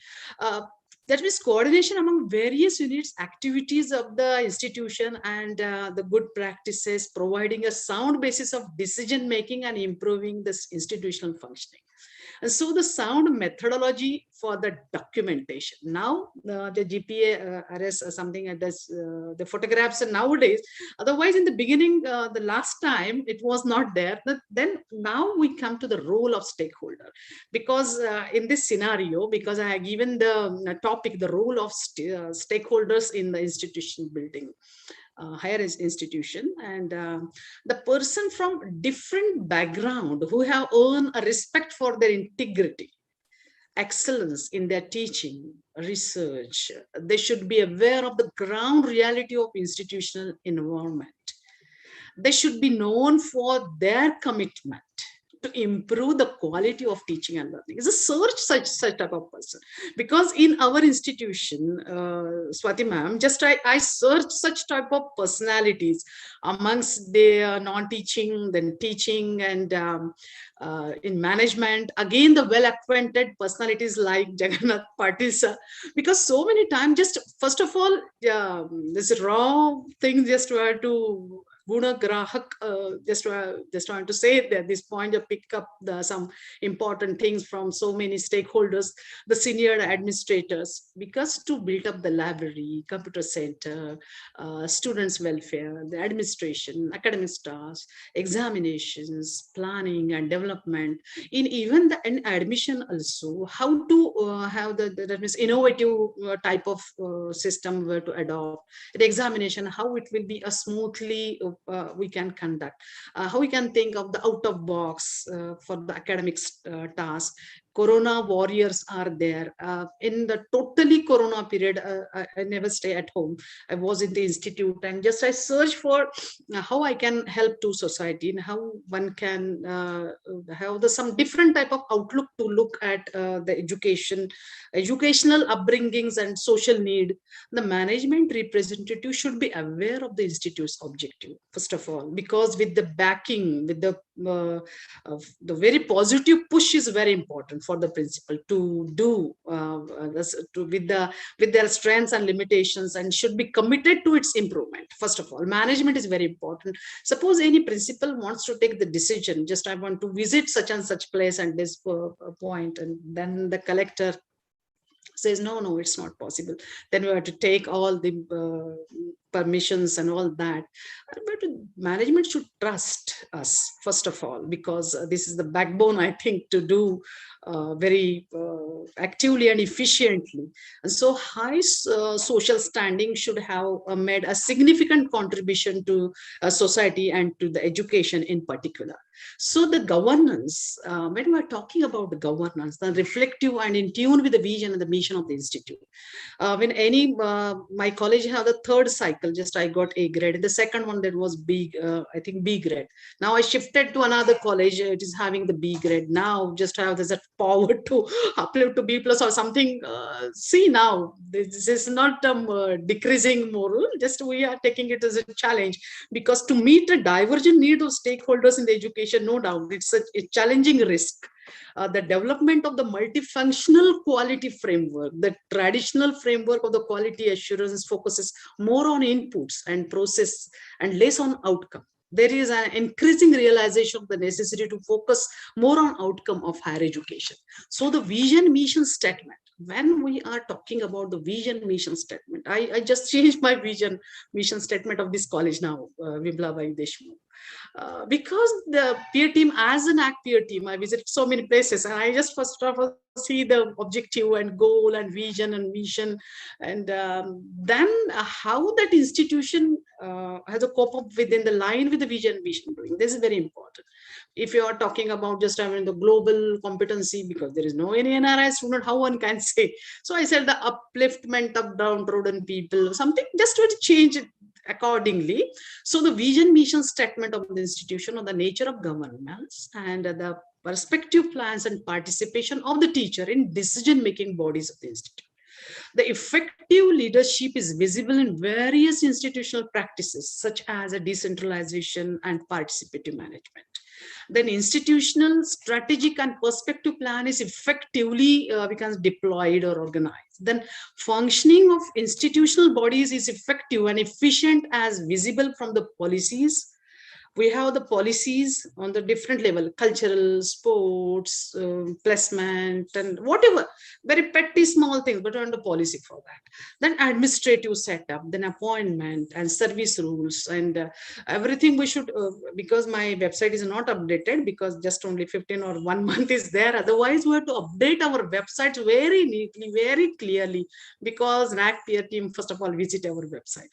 All account code, service code, anti-ragging, whatever that means circulars or any GR by university, by JD office, or by UGC or by NAAC, it should be uploaded on our website. It's very essential, very important. That means the principal and administration, IQC coordinator, very well known with the what is going on, the changing the policies of our nation worldwide, we can say. The implementation of e-governance in administration, finance, accounts, students admission, just we discussed in the beginning. Then there should be, we always talk about the student, we always talk about the quality, but we never give that much attention towards the MIS or non-teaching staff. It's very essential, because in NAAC, these people are very, very much essential. When any peer team enters in the campus, and suppose your toilets and your ground and your what is electricity, some problem, because principal have two eyes. All these are our eyes. Then the stakeholders are our eyes. We can look through to the institution through their eyes. So आंखें सबको होती है, नजर principal को होती है, मगर लोग मानते हैं कि नजर नहीं होती. So we should give that through the eyes, and the quality assurance of the initiatives of the institution. What are those? The measures already participate, the gender equality, equity program, gender sensitivity program, already given in the metrics and QNM and QLM. You first of all restrict ourselves in the beginning, where if you are thinking about the benchmarking, you are thinking about the quality, grade, CGPA, then you go only the syllabus is NAAC templates, only NAAC. Then gender equity during the year. Then institution has facilities for alternate sources of energy conservation measures. Just because this is program for full, I think it's not for 5 years, it should be a lifelong program. Waste management, waste conservation. We already are doing all these things. Carbon audit, green audit, we are doing, but we're not keeping record of that. This is also my mistake, because I never kept such type of record. How many trees are there? How many, that means they are wasted or with the lack of scarcity of water, how many are they grown up? Just try to keep the record with very SOP is already there. Just you're having a very fine, that means your template, your that document should be very neat and very well foolproof. The institution has a disable friendly, the barrier free environment, because we have, but sometimes just I have the NBA, something different from the for the blind students. I make the talking books and audio books. I personally prepare some speeches on, because I played a role of Rajmata Jizau in the first Marathi historical movie. I just have some recording for the students, and I just, yes, I recorded, I given such type of this. Dr. Panjabrao Deshmukh, the first founder president of our institute, he's the first agriculture minister of India. And I taken this interview of Swaminathan also, and I put in front of NAAC peer team. Just this is a founder president, and he is a contemporary of our founder president, Dr. Panjabrao Deshmukh. And these are the maximum the details of his life, and in such a way just to promote, suppose for example Janki Devi, or because this is just a skill. The institutional efforts, initiatives in providing an inclusive environment, the tolerance, the harmony towards the cultural, religion, regional, linguistics, the communal, socioeconomic, and other diversities. You have a tribal, then Chikhaldara, the Merghat, and that means you're having the Tiger Project. We just have some in cultural program, just on cultural diversity. We planned for some folk dances and folk. This is a skill. Again, I'm repeating, the sensitization of the student and employees of the institution to the constitutional obligations, the values, the rights and duties and responsibilities. Just I have one post, that means preamble at the back of my chair. Preamble, we the people of India. Preamble. That means we feel really just we are partner, we are a citizen of our independent India. Just I will free to speak like this right of having a citizen of India. And so the responsibilities of the citizen, the institution celebrates and organizes the national and international commemorative days. So this is also very much important. Dr. Panjabrao Deshmukh, along with that, Sant Gadge Baba Amravati University, we're not talking about Gadge Baba, he's a literate person, but he enhanced for the upgradation of the, again, the downtrodden people. And this is so effective in front of peer team. So how that our vision, mission, goal and objective, how one can be in tune with each other, it's very much important. To promote the, these are the core values. We all are very well known, and we should remember each and every moment when we just by planning for any type of program, any program throughout the year, contributing a national development, number one, then global competitions among the students. So I send my students to Japan by their own, because they're well, that means they're quite well in their financial status. I also went there, but I just have some collaboration with Japan, and I just connect that point over there that I visited and we're having the collaboration. There's a personal, that means interest should be there, then inculcating the value system among the students. What are the values? We all well known with the values, and promoting the use of technology, and there should be a quest for excellence. I never uttered a word, those I don't know anything. I saw in the beginning in 2010 when I appeared for the NAAC as a principal. I just joined as a principal in 2010. And the 2 months I don't know anything, but when I faced the NAAC, then I decided it's not impossible. I will do definitely. Then I make a plan. But it's very well said that the plan for the benchmarking. And what is that? The stakeholders engagement and accountability. What's that? Students, management, academicians are the prime stakeholders. Principal is only just connecting, just making, motivating all those people. This is again, maybe you are a theater, you are writing about the theater, you know the spotlight, you know sound, you know acting. I think so. Then it will be quite helpful, and it's a really, I think it is good for to express in front of the stakeholders and the peer team also, PTV. They are the key to improve the governance and administration in higher education. Then management takes a decision based on students' feedback about curriculum. If any student, maybe suppose you are the women college, just the student, suppose somebody wants how to anchor the program. I will add on courses, bridge courses, then some value-added courses. It's small, that means very small courses. And the faculty members, the infrastructures and the facilities, we have to provide them. If the marks are not available, it's okay, no worry. But we have prepared, we have motivated the students by doing such type of courses. Definitely, this will bring a very positive impact in front of peer team. The external stakeholders influence the overall development of higher education institute through their participation and the responses regarding the institution, any questionnaire or survey conducted by the government. Recently, we also conducted one of the, because I'm working as executive committee member and also a member of binary accreditation committee. And that committee actually, just I share in the beginning from this slide that how we have been focusing on what to think in our education policy. But in NAP 2020, we are focusing on how to think.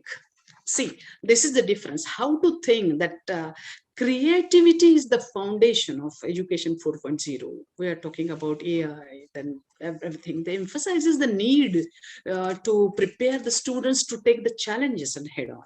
Because when we are talking about the students are not attending the classes, online classes are going on, 50 students are there, but not 10 students are not there. I know that this is a similar scenario, some more or less, the students are not that much giving the response to the, what is the system is for them, but they are not responding. What are those reasons?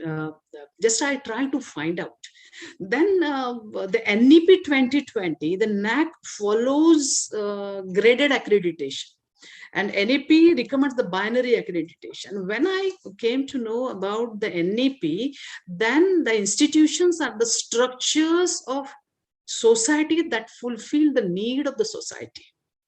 Yes, traditional or now the next, what is the next policy, the same thing will be there. Not only are they essential to the societal needs, they help to build a society itself. The education 4.0 is a purposeful approach. Autonomy is a purposeful approach to learning that line up the fourth industrial revolution, transforming the future of education. Students want something new technology. They don't want just a stagnant thing. They're fed up with the syllabus and they're fed up with the particular that we are thinking of. They want out-of-box thinking. To keep up the change, one has to revisit the traditional education paradigm with the futuristic approach. The student should be adapt a skill set, the fast changing technology, and so but not instructed and accessible. So the general vocational education skill ready to compete outside labor force. The stakeholder include the internal and external stakeholders.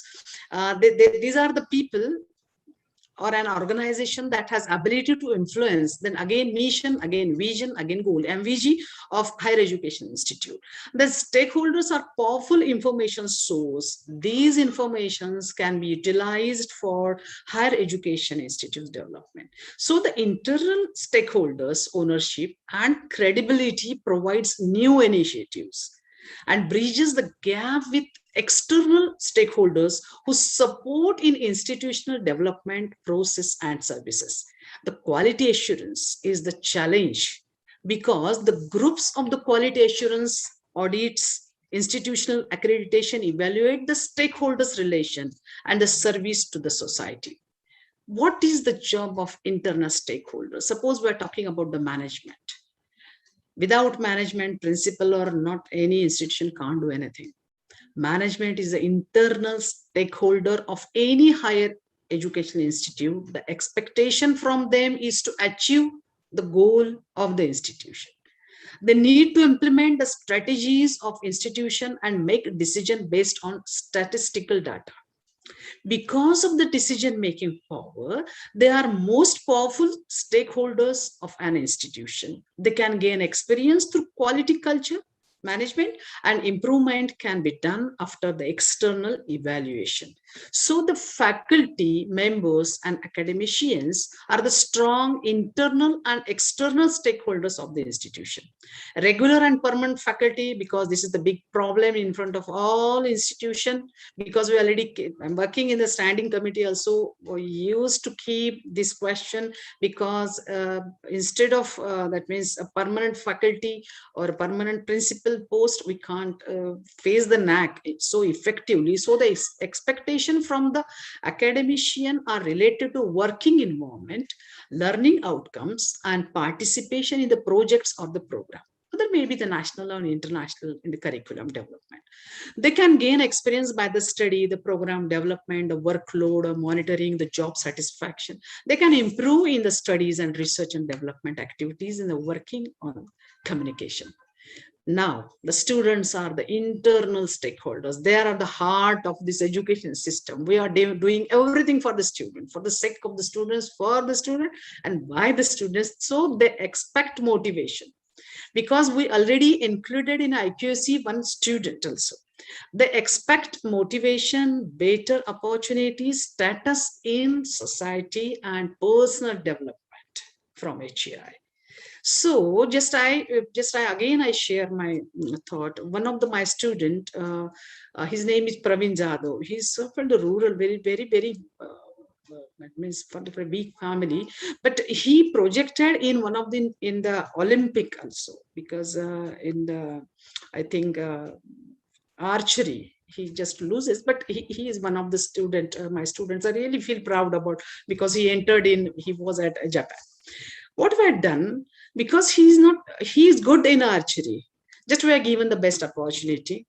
Just I visited so many suppose institutes or so many political support and all that. And just we promote or project as students. They gain experience by completing their studies, the various learning methods, the career options by participating in various activities and options they have, the more further education. Then again, the improvement are measured. Whether the students are from metro or from rural, for urban, it makes no difference, because this world is now a village, I think so. So the improvement is measured through the research and development activities. Research and incubation centers are there, the communication skills and improvement in their studies. Then feedback from the students plays a very important role. After each activity, I used to take the feedback from the students, whether the NAAC says or not. But we take, it's very essential to change our policy, to change our activity, the structure of the activity also. So the external stakeholders are also very important. The expectation from the employers are to fulfill the society demand and to have the professional and skilled employees. And so to gain the experience by participating in the governing bodies, they can give their suggestions. They can, their responsibility is to improve the management and infrastructure of the institution, because alumni also plays a very important role. Alumni stakeholders, they are external stakeholders. The passed out students can form an alumni association. My alumni is doing very well.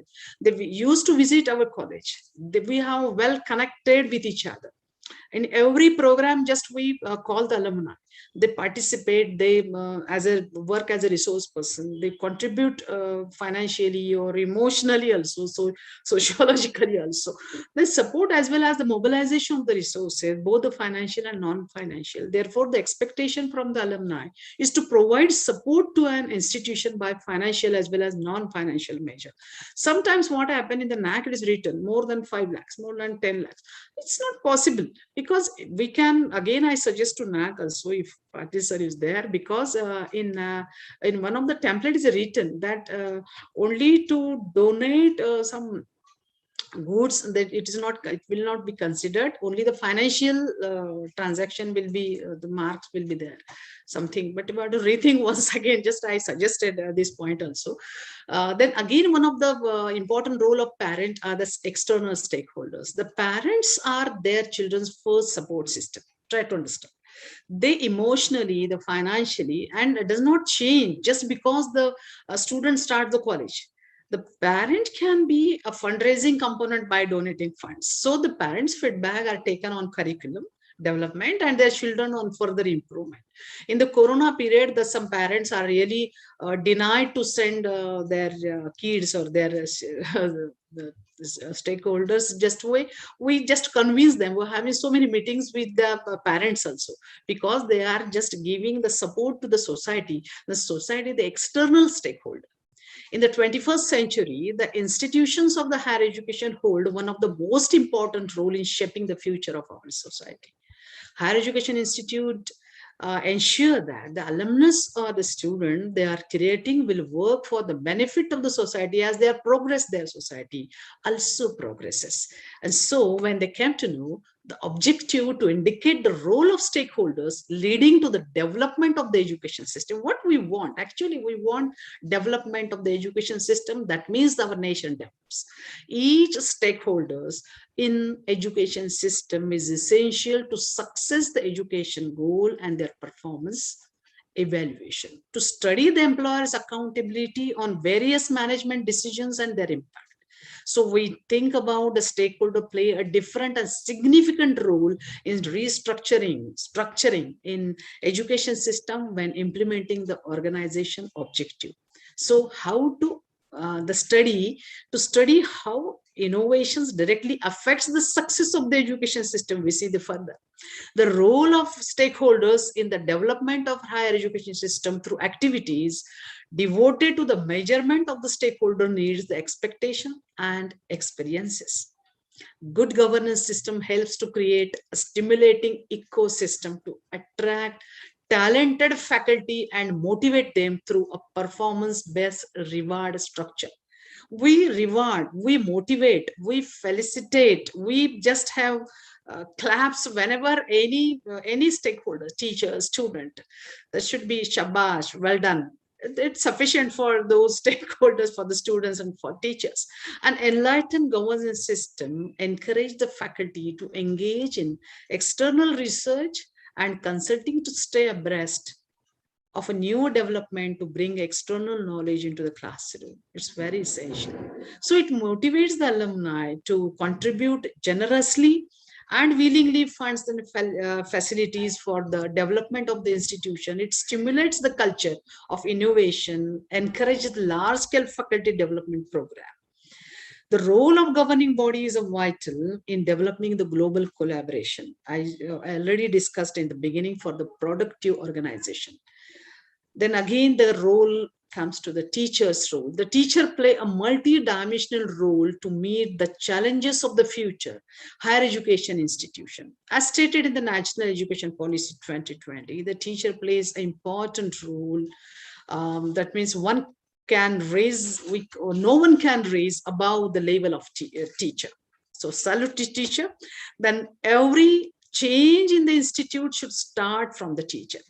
The teacher's role is closely associated with the quality of education in inculcating the very number of subjects in the heterogeneous class of the student. In NAP, abundant things are given, the TOT and training and all that has a great significance in improving the quality of higher education to motivate and inspire the student by showing the interest in their subjects. So the main ingredient to maintain enhancing the quality in higher education is teacher. Then next come to the principal. Principal's role is to provide the strategic direction in academic culture. It's very interesting to provide a leadership, a direction, coordination within the school, within the institution, within the university, wherever. The principal's main focus should be develop and maintain the effective educational program within his or her school or college to promote the improvement of the teaching and learning with his or her school or college.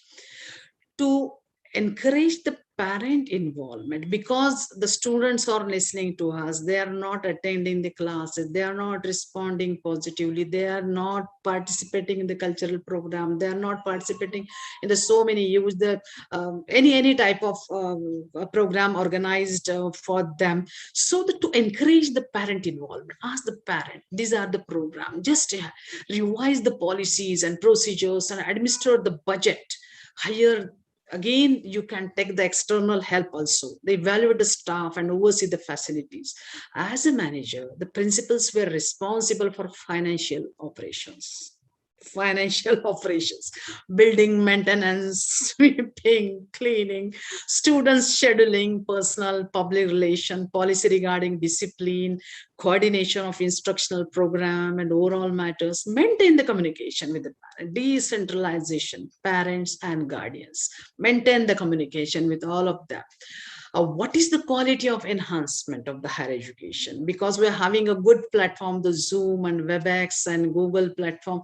It's not hard in the beginning, just we have the recall and it's very tough for them to attend the program. It's good to have the online program. The enhancement is the process of the improvement.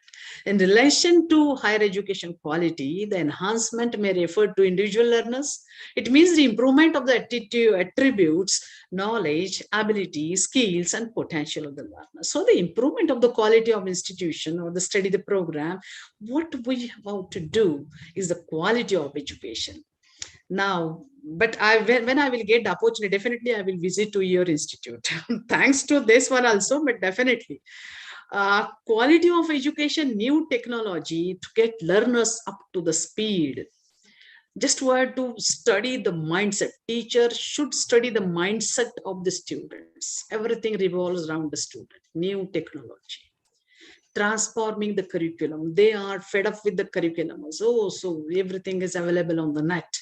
Interacting learning and teaching, digital classrooms, ensure the student access and test and assignments. Going mobile means access a lot of data from anywhere, anytime. We should be available at it. So the quality education provides the resources and directs the policy to ensure that each student enters the institute healthy and learns about the practices, a healthy lifestyle. It's very much important. Learns in an environment that is physically and emotionally safe for students and adults is actively engaged in learning. Because in Maharashtra, in one of the teacher was killed by his own son. So I really feel that emotionally they should be very, you can say, really very tough to express such things. But we should be careful to teacher guardian concept is very good for that. Which quality is most important for the students? We say that self-discipline. Discipline is okay, but try to listen to the students also. Discipline is a must. Some qualities that diligent, the student determined to work. But if the psychologically, suppose corona patient was there, some death were there, we try to understand the his financial status, his emotional status, his psychological status also, because it is not written in the slide, but it's very much important.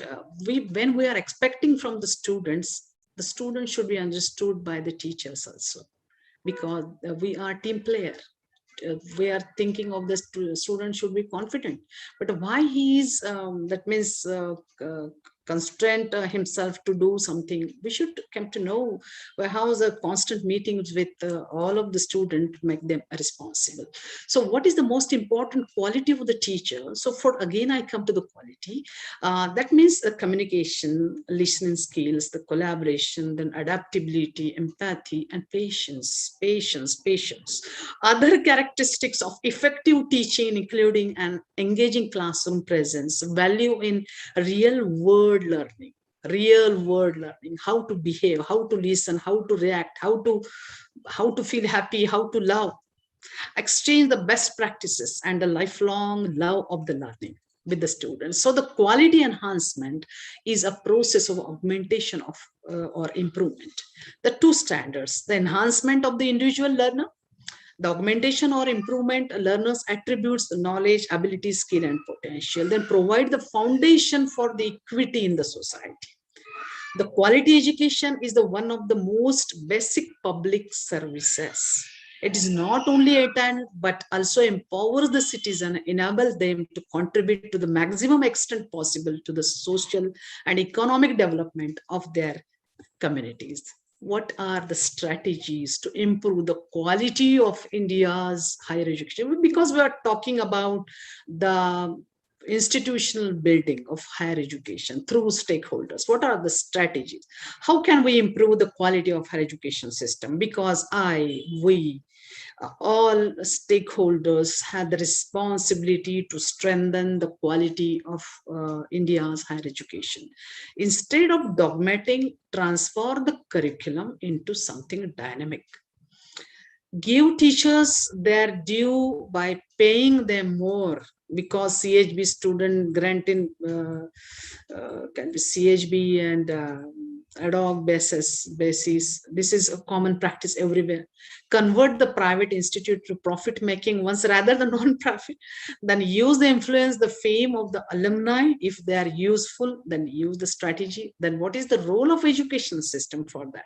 The main purpose of the education is to educate individuals within society, to prepare and qualify them for work in economy, as well as to integrate people into the society and teach them values and moral. Because if we are having A grade, A plus, triple plus, but if you are not having the values and morals of the society, it is of no use. So the role of education is the means of socializing individuals and to keep society smoothing and remain stable is very much important. Multiple entry exit facilities for the students seeking the career, vocational, then obtain the higher education degrees and skill. That community as a whole is the biggest stakeholder in the education system.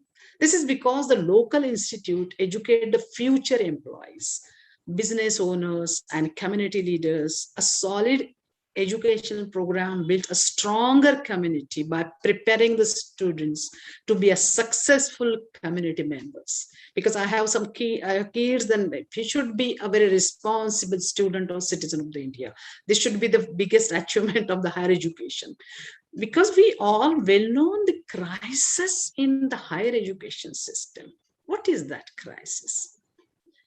Because we see this picture, this having the degrees, UG or PG, IIM, IIT, metros and urban and rural. Whatever this, I think this picture is not looking, this is not complete one.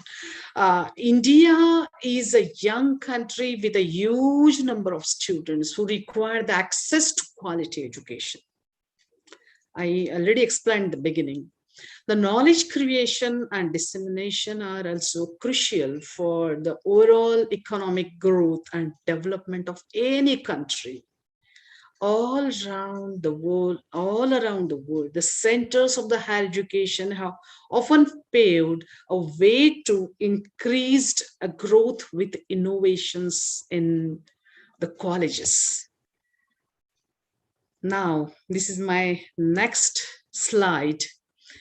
When we're talking, everything is possible in the world, but there is quality is never an accident. It is always the result of intelligent effort.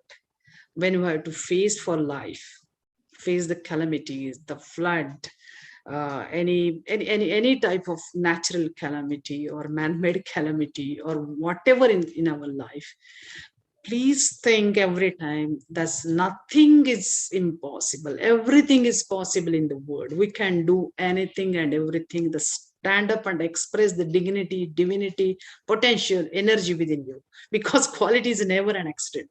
It is always the result of intelligent effort. I want to share again one thing. When I got married at the age of 18, I was just in a BSc first year. I'm a science graduate. Then I completed myself as self-made woman. This is a college of women. I really feel very happy to share all those things. I completed my BA graduation, then my BA additional in English literature, then PhD, then working from the 28 years I'm in this profession. So I feel from the bottom of heart that nothing is impossible. If we think that I can, then I can. If I think I cannot, I cannot.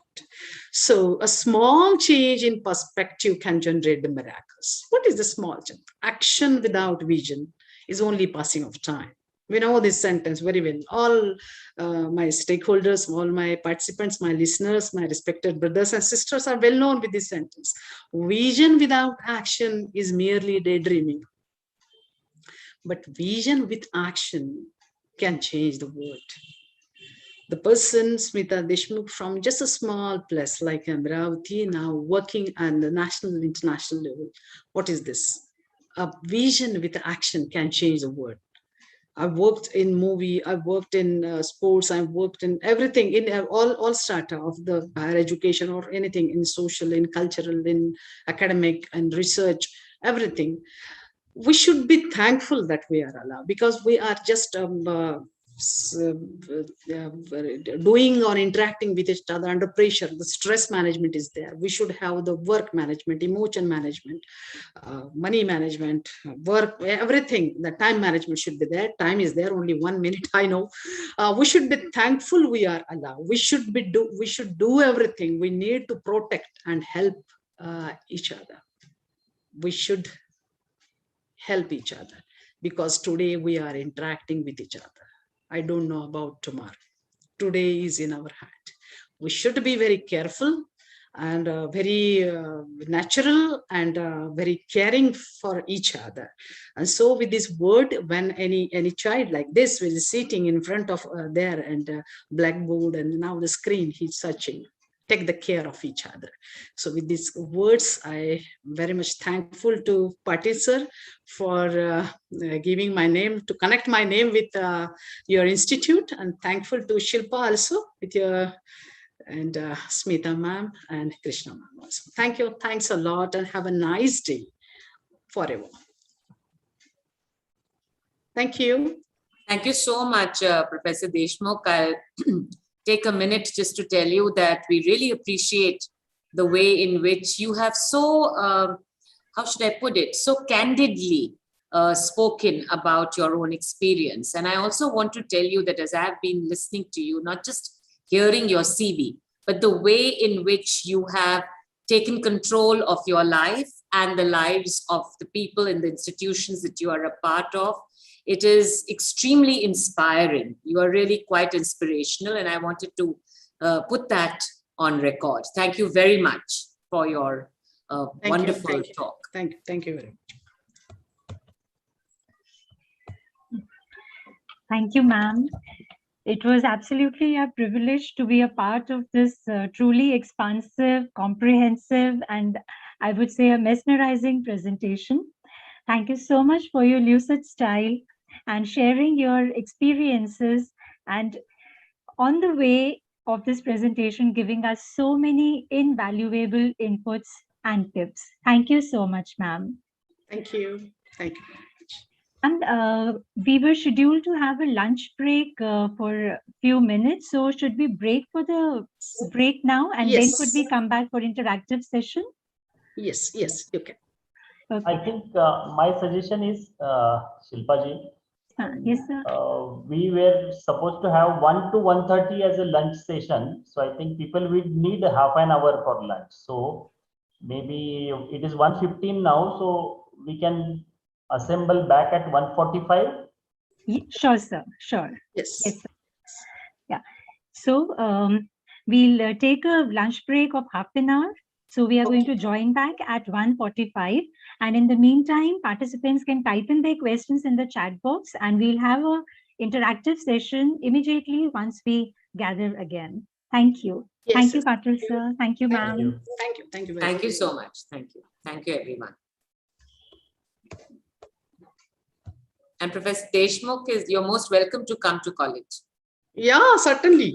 I will be there. I look forward to it. And so that then we can have lunch together and not alone as you might be doing. I think. Yeah, certainly. I think you will like our college. It's doing a lot of work. We have a very motivated faculty and extremely good non-teaching staff, and our students are really going places. So you will enjoy it. I know you will. You will enjoy it. Yes. So you're most welcome. Yes. Thank you. So we'll rejoin then, Shilpa, after half an hour. Okay. Shall I leave now? Yeah. Yes, we'll join back at 1:45. Yeah. Okay. Thank you.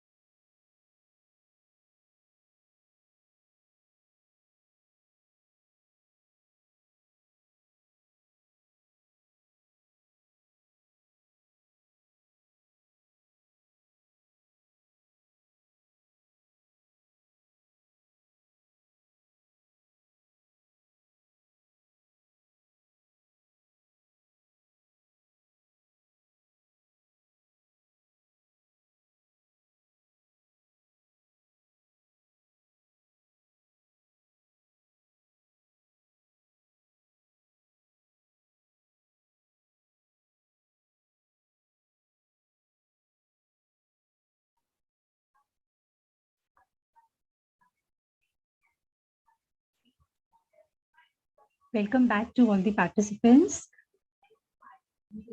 You can please type in your questions in the chat box. We have some time kept aside for the interactive session.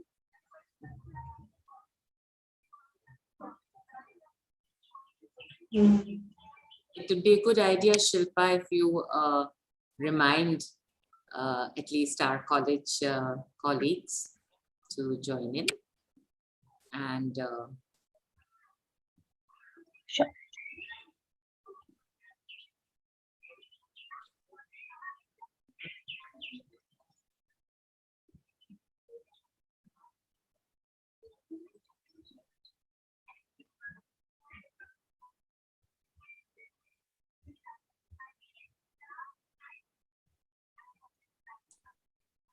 Professor Deshmukh, I hope you took a brief respite and had your lunch.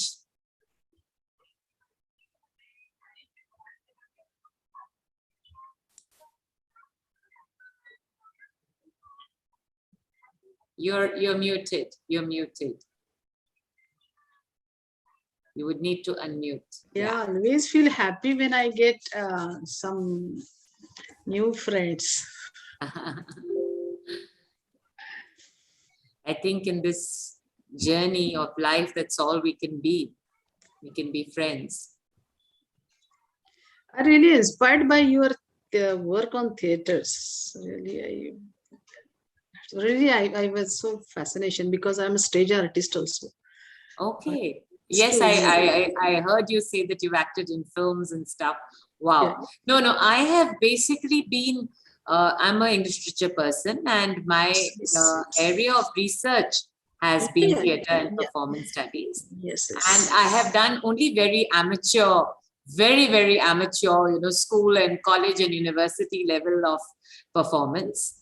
So I cannot really claim to have the experience that you do. But yes, I really love theatre. It is probably in my bones that theatre exists. And I feel that it really helps people to develop their personality, to develop their communication skills, the whole sense of consciousness, and certain values like team spirit. Yes. And valuing every person who's involved, as I said in my remarks, that you begin to understand that even if you are just a ped in the play, या आप एक पत्थर भी हैं, तो उसका भी कोई role है, वो भी important है, know. So that it has been very good for me. It's been a learning experience for me to be a part of theatre as value education for life. Yes. It's a life skill. It's a life skill. Yes. Because to inculcate the thoughts of these very petty things, very small things, but they're so useful. When I get up early morning, when I see the very bloom flower, just be fresh. When my daughter-in-law, when I give cup of tea, I'm very happy. That's like that. Just so many such a precious moments in our life that we can save that moment and really be happy, be with good health. Yes, very tough. That's very important. Very true. In fact, the sports department of our college, the physical education department, because of the pandemic, they feel we've been doing a lot of yoga sessions all through the pandemic. And especially the philosophy department, the physical education department. We've also had acupressure classes from which is organized by the Alumni Association. So a lot of things in order to keep physically fit, and a lot of counseling sessions that we hold all the time, again, for mental fitness. So one of the things that our physical education department wants to do is that they want to develop a kind of a method whereby an everyday fitness regimen is maintained by us all. And they want to kind of, quantitatively measure that. And that's a brilliant idea, absolutely. Because we do tend to become pretty much couch potatoes now with the pandemic. The amount of time we spend in front of the screen Yes, sitting yes. down is not very good for our physical or mental health. Yeah, certainly. In my college, just I do one case study, ma'am. Just to say, just time pass. Just we ask some 100 students are there. There's a split up into 2, 50-50. Just that means one department, home science department. Then home science department, just I given one that means observation for them. Just how to inspire the teachers or the students. The students like to be a slim trim or something, but they are anemic. They don't know anything about what's the physical fitness and all that. So I had the weight, then hemoglobin test, and just I prepare one chart. That was so impressive in the NAAC peer in front of NAAC peer team, because I had not decided that I would put all these things, but what are the activities I had done on the students, and I given the balanced diet plan. I have given, that means the teacher of the home science department, the balanced diet for the 50. Nobody is aware of that. We eat this one, but otherwise sprouted and something, whatever. You've just given me a great tip. Then That's 50, a brilliant idea. Yeah, and 50, no balanced diet, 50. And just I keep the record for the only 3 months. Then for 6 and 5. There's a big difference between these two type of, that means group of the students. And this is very good. We can convert this in the case study, then MPhil project, then we can convert in anything. But this is actually a societal work. This is a need-based research. So we have a very a senior teacher, faculty member from the Department of HTFE, Ms. Nirmala Murlidhar. I think Nimi is here. And Nimi would be really the right person. Nimi, I hope you're listening in. This seems really brilliant, because this is exactly the kind of thing that we can easily do. We can easily implement what Professor Deshmukh has just said. Yes, and keep the documentation. First day, take a photograph. Yes. That means one selfie or anything with weight and whatever BMI index and body mass index, everything you keep, and then give balanced diet. And after 3 months or 6 months, you see the results of the students' performance. Not only physically, it is academically, psychologically, mentally, culturally, everything. I just keep such type of. So this is just, I don't know that such type of I think idea will come it's through. a very innovative idea. Because actually it's one of the ways in which you battle physical, physical sloth and inertia, and also mental depression during a time like this when we are really cut away. So I think it's a brilliant idea. It's such a simple but such an effective idea. It's very good. Thank you so much, Professor. Okay, again, one idea, just I get inspired by your talk, the blog and what is called as, there are so many platforms like Facebook and what is that? Not blog. Instagram, blog. Instagram. I'm not anywhere, but I just will not my on time on. Instagram. Okay, but my student asked me to be on Instagram. I don't know how to make it. She does everything. But what happened actually, she only asked me Layu program she wants. That she doesn't want any type of, my students just make a such type of Zoom meet and call me as a, it's not, I'm not principal, just I as a friend, I discuss with each other the family matters, then depression, then addiction, then frustration, then prema bhanga, everything they share with me, and so easily I just take, because I'm 54 plus and I know how to understand psychology and mentality and give the perfect gateway to have the catharsis of their, just listen first of all. Listen and a choti si party rakh dena, just to have a tea of biscuits and tea, not more than that. Just have the discussion. For some students have some depression of all that. Ki chalo, just we do something like this. In this way, just ambience of this atmosphere of the students, that principal used to listen each and every student. It's so effective for there is that means no need of giving such a at the time of NAAC that यारे ऐसा कहो, इसको ऐसा बोलना है, ये student interaction है, ये ऐसा है, पहले no not as वो जब भर के जब उनका निकल रहा था बाहर कि बाबा just we are doing this and we are doing that. Suppose any students not having any money and all that, तो थोड़ा सा कर भी दिया तो क्या हो रहा है, ऐसा Absolutely. like No, no, this we- just- Yeah, what you're saying, in fact, our college is pretty proactive on that. Our NAAC mentor, Dr. Jitinder Gill, she in fact has spearheaded something called the Financial Assistance Fund Committee. And for years she had been doing it. Now we have streamlined it and with a proper committee and with proper rules. So we really help a whole lot of students, especially now during the time of the pandemic.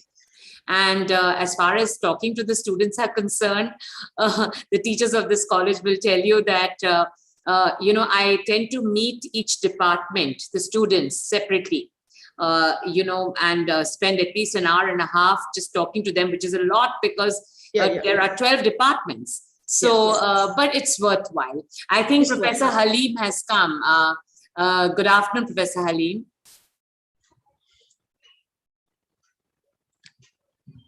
I think Professor Abid Halim has come, Shilpa. Yeah. Good afternoon. I was muted, so right. I'm just Good trying afternoon, to sir. adjust Good afternoon, my lights. In the room there is a lot of natural light, so because of that, my color is coming black. And we all want a good photograph. You need to switch on the light, perhaps that might help. Yeah. No. I have to decrease some light. You've increased the light. Yeah. Just for a minute. Yeah, just for a minute. Sure. So Shilpa, are we now going to have questions and then followed by the talk by Professor Halim? Patil sir, how should we proceed? If your time is on, we can take at the last also. We can take the questions in the end. No, I think it's a good idea. There is one question that has just come. If there are others who have not typed in their question but would like to ask Professor Deshmukh, you can just raise your hand and ask the question.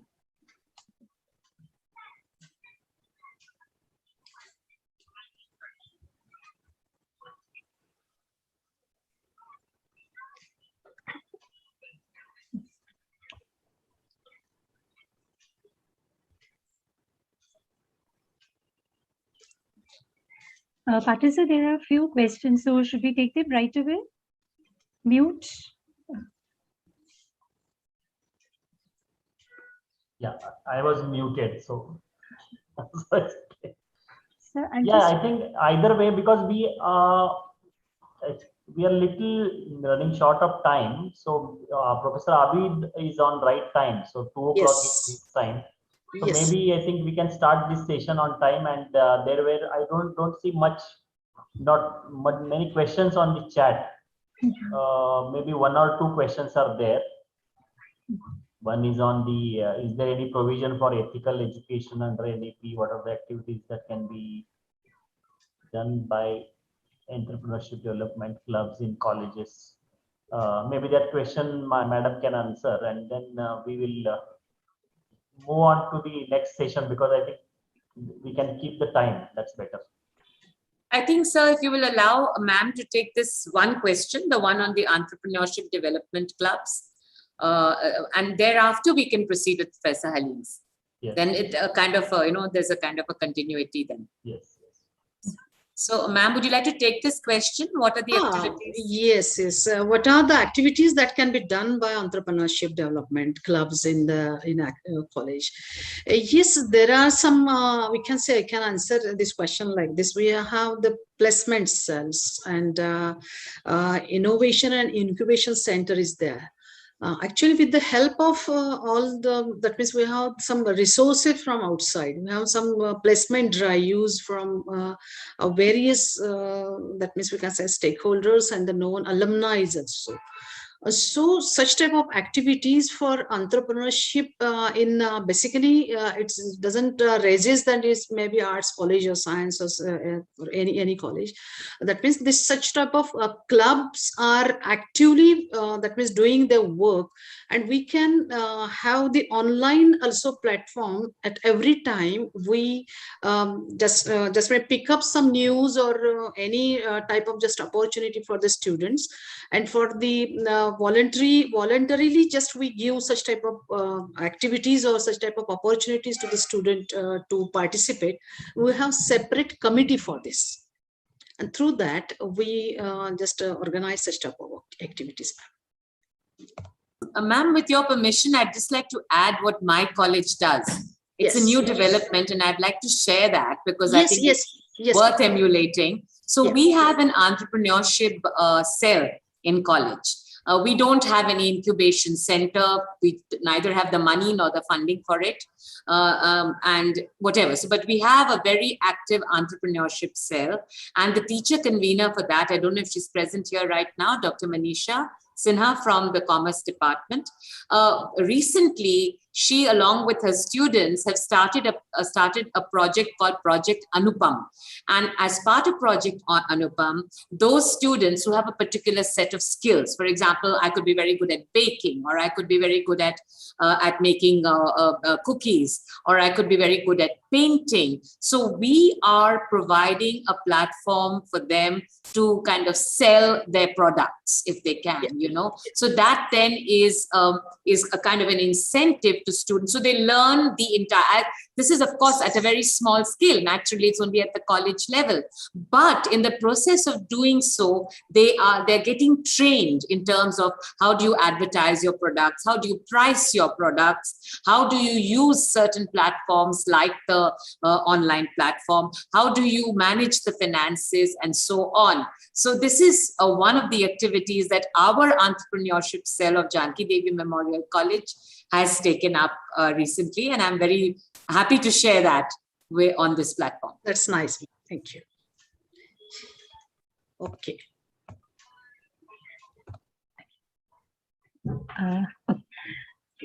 So with this, we move on and proceed to the next session of the seminar. It's indeed a privilege to have amongst us today Professor Abid Halim from Jamia Millia Islamia. Before I invite him to start with his talk, I request Dr. Niru Vashisht, faculty member of our IQAC, to welcome sir. Over to you, Niru.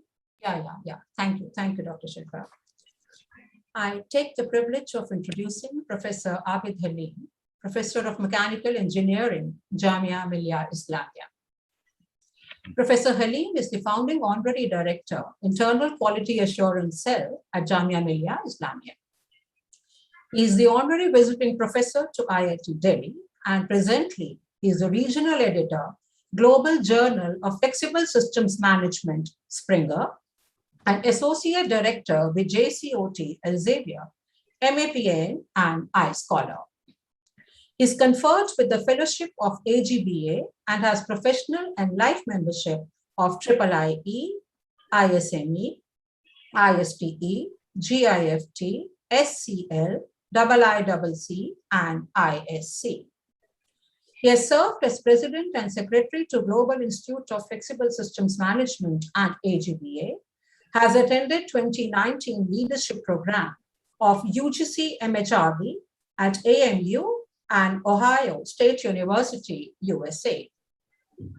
With H-index of 46 in Google Scholar, 33 in Scopus, and more than 8,950 citations, he has published more than 430 research articles, of which more than 225 articles are indexed in Scopus. He also has 3 books to his credit. His latest book is Handbook of Materials Management, published by Prentice Hall of India, and the latest edited book is An Update on Medical 3D Printing from Solibris. He has more than 33 years of teaching and research experience at graduate and higher level, and has produced more than 31 PhDs. He has visited various academic institutions and industries in USA, UK, Singapore, Hong Kong, and Australia towards academic pursuits. He has undertaken consultancy work with DIFT, Government of Orissa, and many other institutions, and has worked as a High Court appointed arbitrator for construction project at DIAC, New Delhi. He also provides leadership in taking up different types of educational and allied programs in the field of management and technology. He has executed various research projects of DST, AICTE, and UGC, and completed the FIST funding. He's been on the board of Telecommunications Consultants India Limited as an independent director and an advisor to DTDC Limited. He's been a member of the ad hoc task force of Performance Management Group of Cabinet Secretariat of Government of India. He's on the advisory boards of various institutions and is involved in multiple institutional activities related to policy planning, administration, accreditation, curriculum designing, admission, evaluation, examination, etc. He's been involved in NAAC activities, and his teaching and research areas include supply chain management, halal supply chain, additive manufacturing, healthcare technologies, innovation, technology management, sustainability, and allied fields of industrial engineering. With such vast experience in the practical field of knowledge, it's our pleasure, sir, to learn from you the concepts on improving research visibility. Over to you, sir. Good afternoon. The honorable members of the committee, my dear friend Patil Saab, and dear colleagues. First of all, am I audible to all of you? Yes, sir. Yes. So I'm really delighted to be with this group, and there are 172 participants, I think, including me, which I am seeing it, and it is my honor to talk to so many learned people here. And I'll show you in this presentation how to improve your research visibility. Why I am stressing on this topic? Because I did my PhD in 1985 from IT Delhi. I am a mechanical engineer, did masters in industrial. Then I did PhD in national economic planning using electrical engineering. So it was a mix of electrical engineering and economics.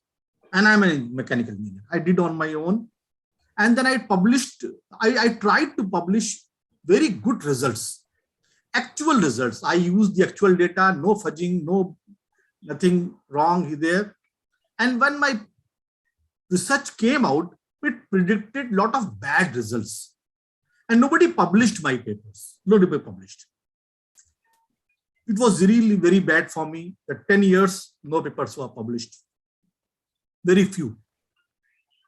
Then with this new IT revolution, I learned how to improve the research visibility. And in last 8 years, by grace of Allah, you see that how I have improved my visibility. So this presentation is totally based on my own experiences, and I am very much thankful to Patil Sahab that he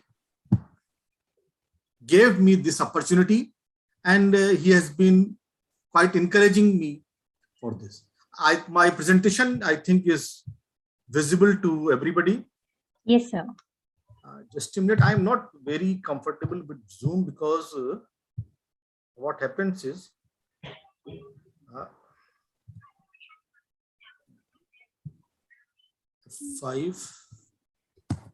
full screen. Just a minute. I have to make the full screen and just not. अभी साहब वो slide show button है, उसको click कीजिए ऊपर। वो आपका button zoom का नीचे नहीं जा रहा है ना? नहीं, ऊपर स्लाइड शो लिखा है, उसको लगाइए। जूम वाला बटन, हाँ अभी ऊपर आ गया। ठीक ठीक, मुझे जूम का बटन ओपन करना था, बस वो आ जाएगा बात। मैंने आपसे कहा ना कि now I think is visible to everybody. So I started MBA, then I did headship for mechanical. Then I was in charge of IQAC. In Jamia, all that framework which you see that we are getting so good ranking, that has been built by me.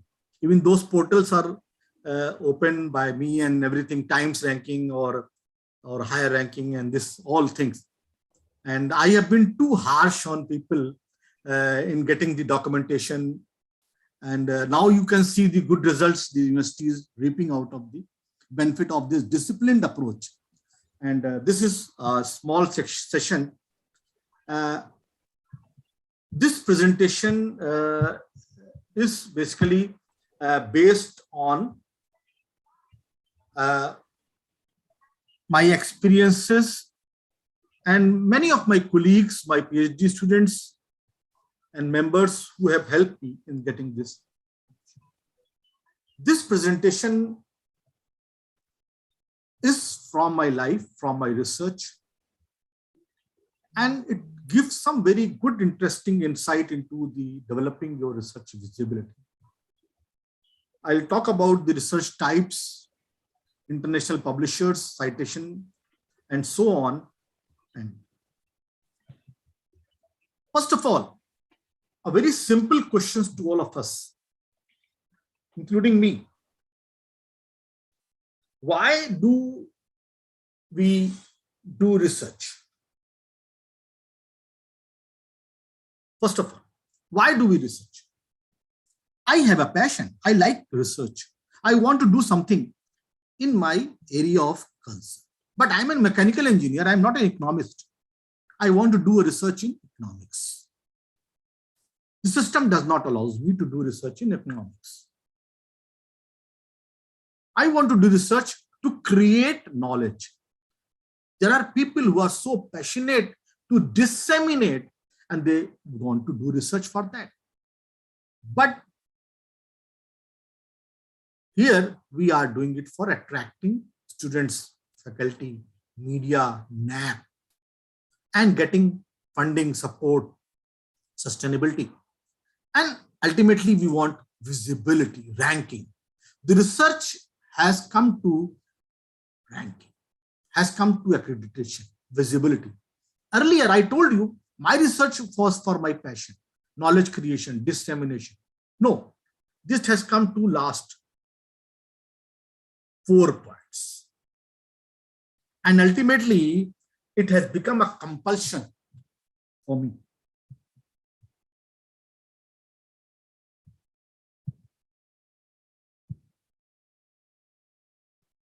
API, we all know. We are working for API. We want to have higher APIs as a teacher, better promotions. There are early career researchers, and they understand that this area has become very competitive. This year, we advertised for 2 professors. I received 30 applicants, 30.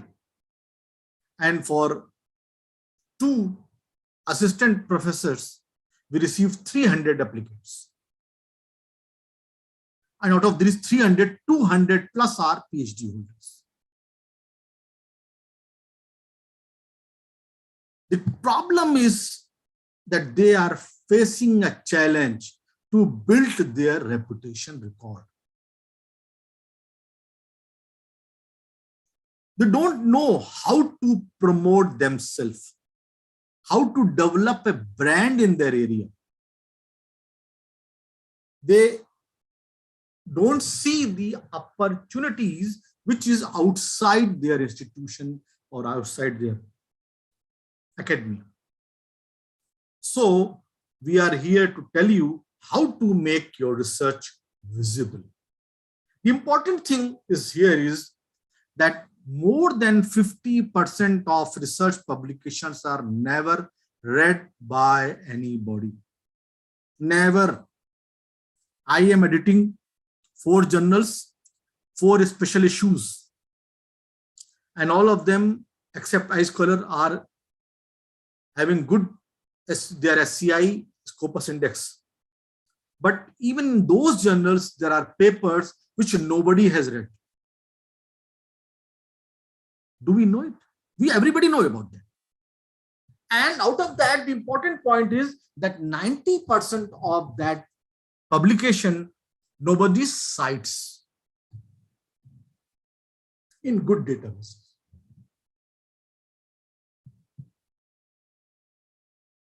Why our papers are not read? Huge volume of research articles are available. 2 to 2.5 million new articles are added to literature.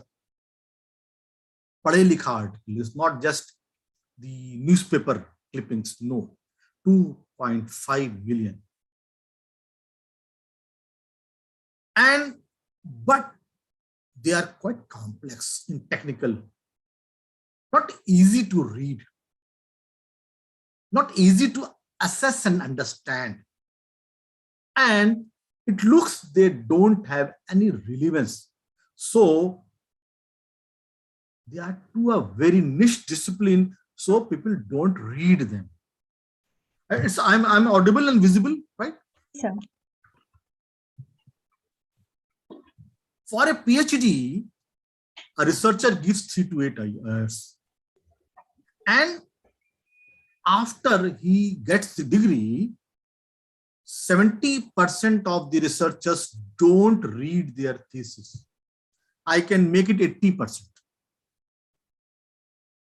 They're not proud of their thesis. Once it has been selected, submitted, awarded, nobody reads it.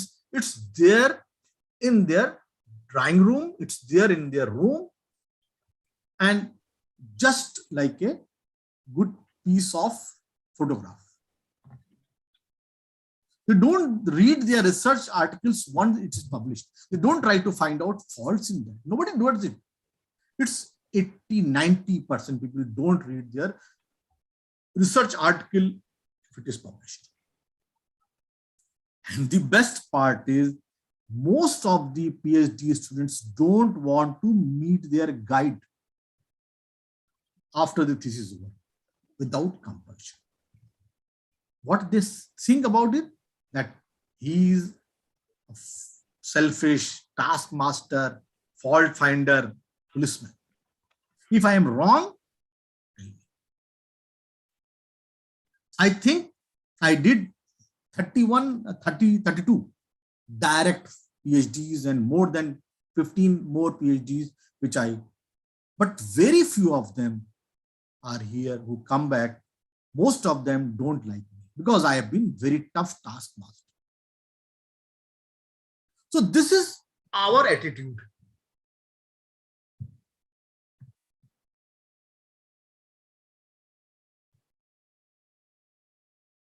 Why? This is written here. They don't love my research. It's compulsion. There is no motivation because just as a part of being in academics, I have to do research. And there is a ringmaster effect. We don't want to meet guide because we see that he is quite a big person, is there. And research is non-remunerative because our university gives 8,000 per month to researchers who are doing PhD and 12,000 to GATE scholars. The GATE scholars have no teaching load, nothing to do. They can be free. They are getting degree also. But for them, it is 1.5 times more. And the PhD scholars don't get even 8,000. So there is no motivation. Who reads my research? Who reads? What is the life of my research? Unless and until you compel your students, they don't read your research. Your own research, your own good papers, they don't read.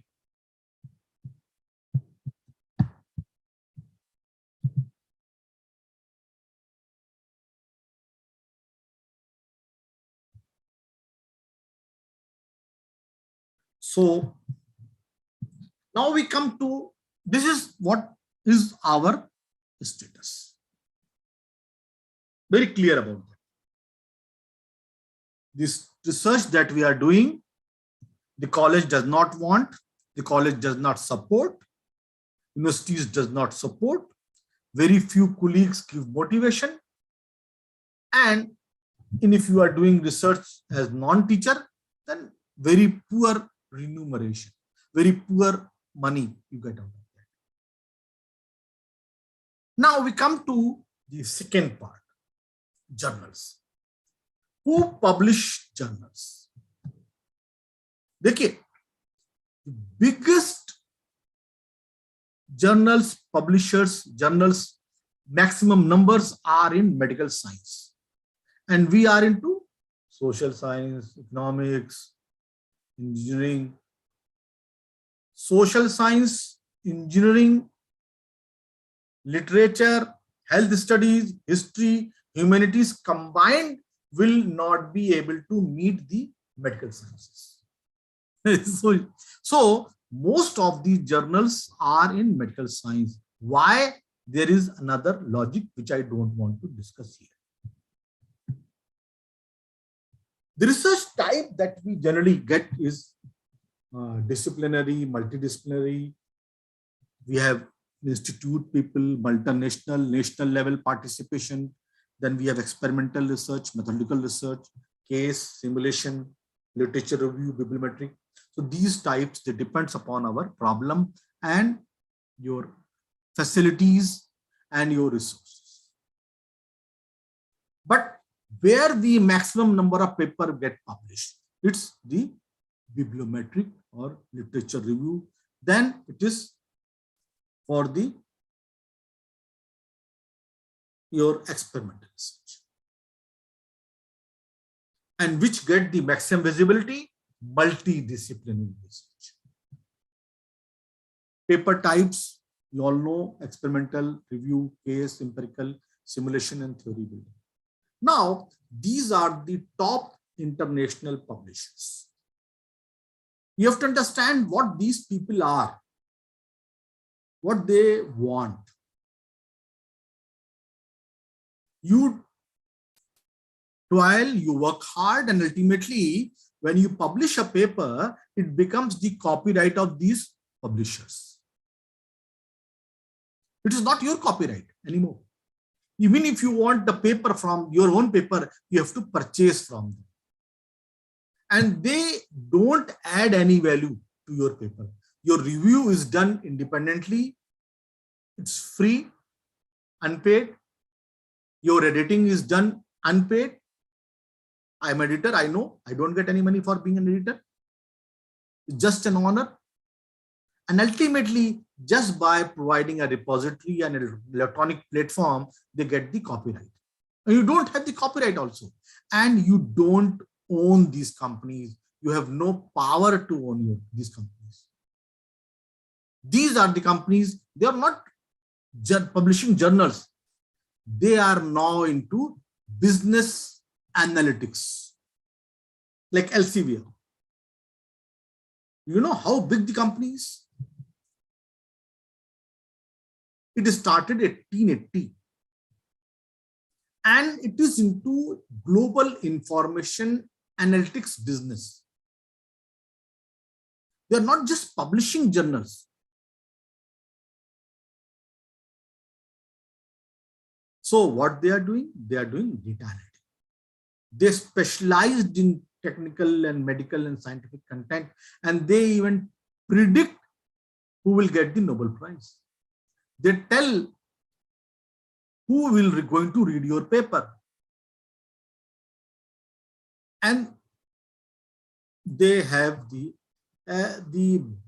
important part is like second, I'll tell you about some other things like Springer Nature. Springer Nature was formed in 2015 by a merger of Nature publishing groups and this and that. But it was a company started in 1842, Springer Verlag. It's German. It's science, technology, medicine, business, transport, architecture. Then I just want to tell about the citation databases, because your visibility is on the citation databases. Web of Science, Scopus, Google Scholar, JGate, and SSRM. Top three are the most important citation databases, which we all should know and all should participate into it. The Web of Science is from the Clarivate Analytics, Thomson Reuters, and they provide publisher-independent global citation database of academic disciplines. And they have very strict rule for others. And they allow you to track ideas. It is a multidisciplinary platforms, and they have more than 9,000 institutions and millions of researchers being part of this Web of Science. Now, the important part, in our India, the Decision Resource Group is a company, was business analytics company, which Ajay Piramil sold to Clarivate. And the Clarivate gave them 3 times money, 3 times. Because these companies are into data analytics. They are not just publishing your paper. They are monitoring the areas, they are analyzing the areas, they know the growth of areas, they are predicting the future, they are understanding your progress. And there are so many online citation databases with them, SCI expanded, then Social Science Citation Index. This is all from the Web of Science. Humanities also, emerging social science, book citation indexes. A lot of books are there. And see how many journals are there in emerging sources citation index, 5,000. And the expanded 8,500. Now, the second important and the most popular one is Scopus. You know how much the UGC asks you to pay for a Scopus subscription? 18 lakh rupees per year is the UGC rate for getting subscription to Scopus. And there are thousands of institutions which are linked through UGC. They are purchasing Scopus. Scopus is just a database. It's not letting you have the papers. No, just a database. And this is about the ISC. See what this database gives you, like your documents or how many research you have, how many authors you have, which area, which papers, engineering, physics, chemistry. So they have done extensive classification. They search through your document and they find out where your paper belongs. They find out what type of research you are doing. Like this about Jamia. See, this is about ISC Bangalore. This is about Jamia. And Jamia, we are doing very well in engineering, physics, material science. Now, this Scopus indexes journals are the biggest consortium. Scopus indexes about more than 24,600 active journals with 5,000 publishers. So it is providing a rich underlying metadata architecture to connect people. And this company, they tell you the trends, research areas, the upcoming areas, the leading experts. Like they find out from the list who are the best researchers in their areas, who are the most sought after researchers. And accordingly, your organization is also ranked. These ranking, like Times ranking or the ranking, all they, even I think NAAC is also using Scopus databases. And Government of India is using Web of Science to even give the grants for the DST projects. Now, the third one, the most Google one, the Google Scholar. It's very simple. It's like Google own company, which gives you your citation. But there is a problem. Many times you get into bad citations. And Google Scholar metrics, they are very easy. You publish a paper, it's published by anywhere, then it will find out and give you citation. Citation means who has cited your paper. This is my citation. Like, then there is JGate, SSRN, PubMed. PubMed is medical biggest database, and it has extensive good literature available. It is more than 30 million cited biomedical literature. Medline, it is very like in our country, we are not using this PubMed very much, but it is. That's why I am into this publishing into healthcare. Then these are the sites: ResearchGate, Academia. Now, what these sites are? They are into your networking site, research networking sites. You know about ResearchGate, Academia, Mendeley, Kudos. I think people know about that. This is about the ResearchGate. ResearchGate gives you about your research citations, recommendations, your reads, even daily, monthly, weekly reads. Institutional values are also given. How many papers, who is there, who is the best one, who is most read, who are the departments contributing maximum. And this one is very, very important for us. And ResearchGate is upcoming. You can share papers, you can ask questions, you can connect to people all over the world. And it has helped me a lot because it also gives you the RG score. And there are more than around 13 crore academicians which are into academia. Academia is coming very much. It's supported by the Web of Science. Mendeley also. Kudos for Altmetrics. You publish a paper, but your alongside usage data, all things and your explanation about your research, it is through Kudos. And Kudos help you in getting better citation. It is for the. Now, important thing. Every researcher wants a unique ID. So there are unique ID available to researchers like ORCID. ORCID gives you a free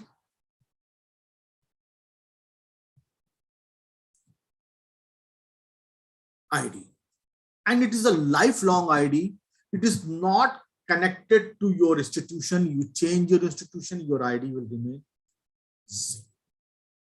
And if you can use it, and it is the most, I am telling you, the most liked one, and it's very even correct one. Then your researcher ID is there. You can make your own ID for researcher's ID with EndNote. You can have the citation metrics for Web of Science. You have social science IDs. Now, these are few social media for promoting your research: Twitter, WhatsApp, Telegram, Facebook, LinkedIn, Quora, blogs, blogging sites. Then this second part of my research, third part. What are strategies we should adopt? We all know that internet is the most important media for us, for our communication.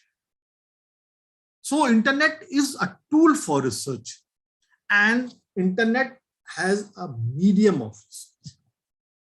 In my times, I have to physically read the paper, get it photocopied, and even it was very difficult even to get a reprint also. So there were only few institutions which were able to have this subscription of the journals, and the journal also comes in 1 year, 2 year, 3 year. Now your paper get reviewed, it is being edited, and then you can get it within a month or so in your internet. Though it has a lot of good things also. So how to improve your visibility? The first is to attend conference and seminars, and attend it not for lunch and dinner. Attend it for participation. You go tell about your research, you promote your research, you promote your ideas. Now I have just read that there is one journal which is just publishing your ideas. Go meet people, meet. I have one of my student, Sunil Luthra, very passionate researcher. So our one paper we used to write for Cleaner Production, JCL Pro, and the editor used to reject our papers. 10 times we got rejection from that journal. So Sunil was very passionate. What to do, sir? इसी journal में paper publish करना है. कैसे करें? JCL Pro is one of the very good journals in my area. So then we came to know that the editor of this journal is coming to India. So all we went to him. Why you are not publishing our paper? So he told that in your paper you need such things to, you need such level of rigor. You need so much of work to be done. And that was possible through an international conference. And when you organize a conference, get editors there. Get them free. Don't charge from them. Give them good food, lodging. They are the people who will publish your papers. And if you are able to understand their mindset, it will be easy for you to get it published. Now Sunil is one of the editor of our JCL Pro. Editor. In 10 years, this change happened. So he went to the journal. Even I go to the talk to the editors. I give international lectures. I give them talk free of cost.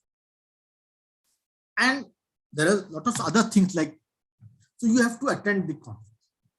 As a researcher, as a student, we are teacher only 12 to 16 hours per week.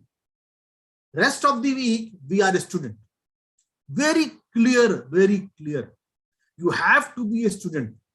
If you are not a student, then you cannot be a teacher.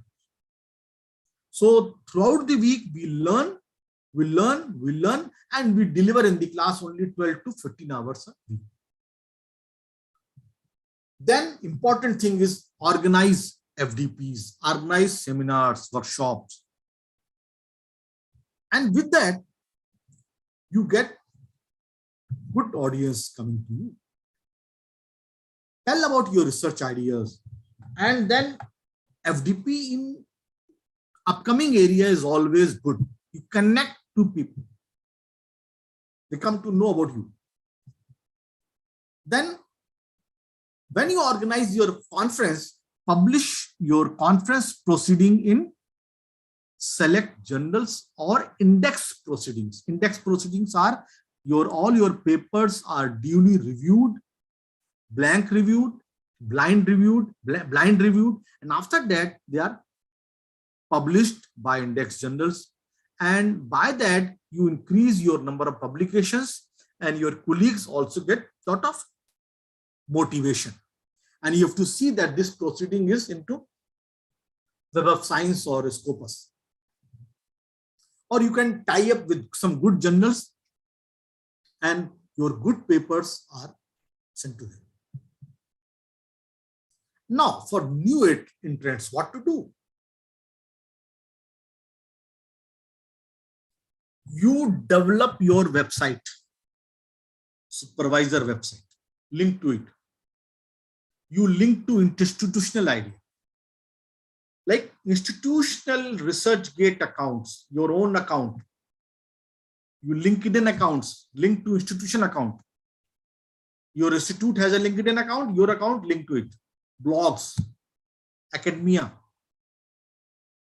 And you communicate yourself and to those people who are doing good work through ResearchGate.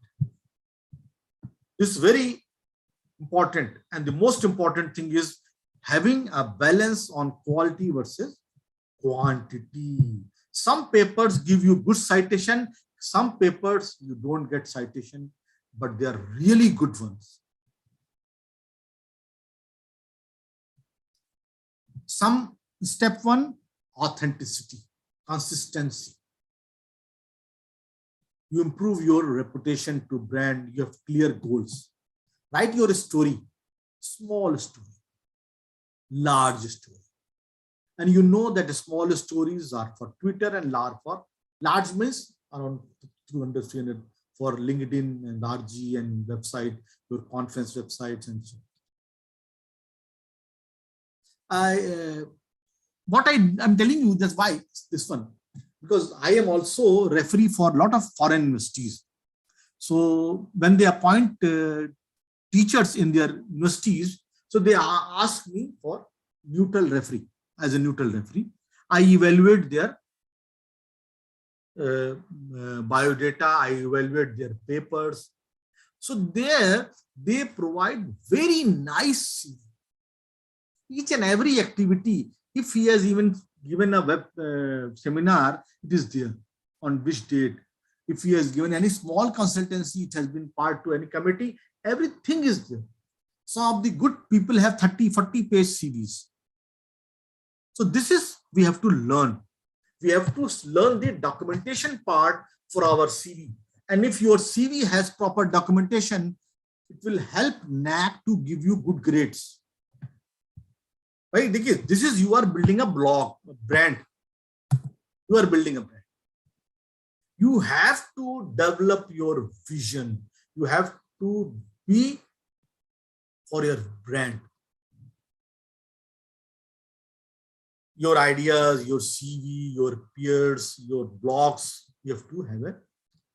And try to publish paper in open access journal, because they give you much higher, because 30% to 40% of my papers are into gold access. I tell journals that if they are cited more than this, you have to make it open access. And many of the open access journals I choose, I don't pay them anything. I tell them that you have to publish my paper as an open access paper. And they do it because every journal wants a better site score. Journals are also rated. Sharing your research and tracking it. Tracking means you track it through all metrics, academia, kudos, ResearchGate. Paper kisne padha, who read your paper? Thank him. What he is doing? See, if someone genuine is reading your paper, give them all your papers, send them all your papers. And the important part is that the social media is very important. We have a pressure on research visibility. It is vital for our job. It's vital for the institute, but it has a limited shelf life. My papers, some of my COVID papers, which have very high citation, will not be read for more than 5 years. But some of my papers, which have very less citation, will be read for next even 20 years. We know, you have to understand that where and how much is where your paper is going to read and how much is your shelf life of your paper. And the social media is very important. It is most important. Companies are collecting your data, metadata, analyzing your business ethics through this social media. And important thing is your transdisciplinary research, multidisciplinary research, and web-enabled technologies. This we have to take. So this is thanks to all of us for this very kind hearing. Like I will be happy to answer questions. I think I have not bored you. I've been in time. I've been late by 5-10 minutes. Yeah, because it is basically at more than a 1.5-hour lecture. Yeah. Thank you so much, sir. It was indeed a very comprehensive, illuminating, and very informative presentation. Improving research visibility is definitely very, very important, not just for us as researcher at an individual level, but it also contributes to building the institution that we are engaged with. Thank you so much, sir. We open the floor for questions now. Yeah. Participants are requested to please type in their questions in the chat box. Chat box. I have to open now. इसमें तो कुछ है ही नहीं, इसमें तो all feedback link है. They are asking for feedback. Yes, so we have just opened the chat box.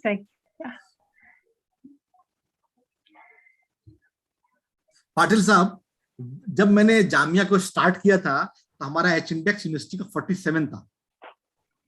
आज हमारे पास 135 का इंडेक्स है.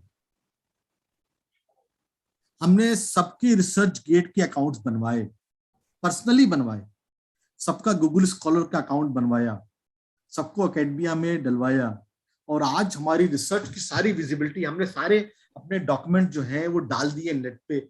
मतलब अपने जितने पेपर जो हमारे जा सकते थे लोगों ने सीवी में डाले. तब रिसर्च को आपका सॉफ्टवेयर कैच करता है, तब एनआरआई वाला कैच करता है, तब टाइम्स रैंकिंग वाला कैच करता है, तो हमारी रैंकिंग आती है. So there is one question. Can we mention the links to our articles in the ResearchGate, etc.? Yes, in ResearchGate, you have two types of uploading. You should upload your paper. See, what the problem is कि Hindi I can talk ना? Yes, no sir. देखिए, सारा research हम generate करते हैं. India में बहुत ही intelligent लोग रहते हैं, ये रिसर्च जनरेट करते हैं, बट इनके पास कोई भी जर्नल नहीं है. जर्नल जो है वो सब यूरोप और अमेरिका के पास. और ये जर्नल कंपनीज जर्नल नहीं चला रही हैं, ये बिजनेस एनालिटिक्स कंपनीज हैं, ये कुछ और कर रही हैं. हम लोगों ने, मतलब हमारी यूजीसी ने कभी भी किसी इंस्टीट्यूशन को ये नहीं कहा तुम अपना जर्नल, मेरे जर्नल में एक जर्नल है बस मैं कर रहा हूं जो इंडिया का मापन एनपीएल का जर्नल है और बड़ी मुश्किल से निकलता है. और एनपीएल हमारी सबसे प्रीमियम रिसर्च ऑर्गेनाइजेशन है, तो हमने कभी जर्नल नहीं निकाले. और आप बताएं, आपसे जब हमारे यहाँ नॉलेज फ्रेमवर्क स्टार्ट हुआ, most of those people they came to India and they purchased all our journals. मेरा अपना जो जर्नल है गिफ्ट वाला, वो भी स्ट्रिंजर ने परचेज कर लिया और वो मुझे कॉपीराइट दे. अब हो क्या रहा है कि we are doing research, we are publishing, we are reviewing, we are editing, and ultimately it has become copyright for them. So we don't have copyright, we have to purchase from them. अब क्या है कि research gate एक platform है, उसमें अपने paper को upload कर दीजिए. If it is not open access, then private upload कीजिए and send to everybody who wants it through a link. Private uploading, it is allowed to upload your paper as a private. You are not sharing it amongst the mass people. So this you should do it. Everybody should do it. And sir, since you mentioned about NIRF, so is it necessary to attach our institution name whenever we are publishing? Yes. See, all Scopus IDs are through institutional IDs. Even like Scopus issues your institution ID. Only ResearchGate is not that one. But if you have an ORCID ID, the ORCID ID is also ORCID ID is basically not very much linked to institution, but all IDs are linked to institution. You should give the name of your institution. Yes, sir, because these days we have third-party validations. Yeah. So if your paper, I am citing a paper, I am telling that this Abid Halim paper and it is being published from Saudi Arabia, by some other Abid Halim. So one thing. Second is, if I am publishing this paper from IIT Delhi, Abid Halim, PhD student of IIT Delhi, it will not be counted in Jamia account.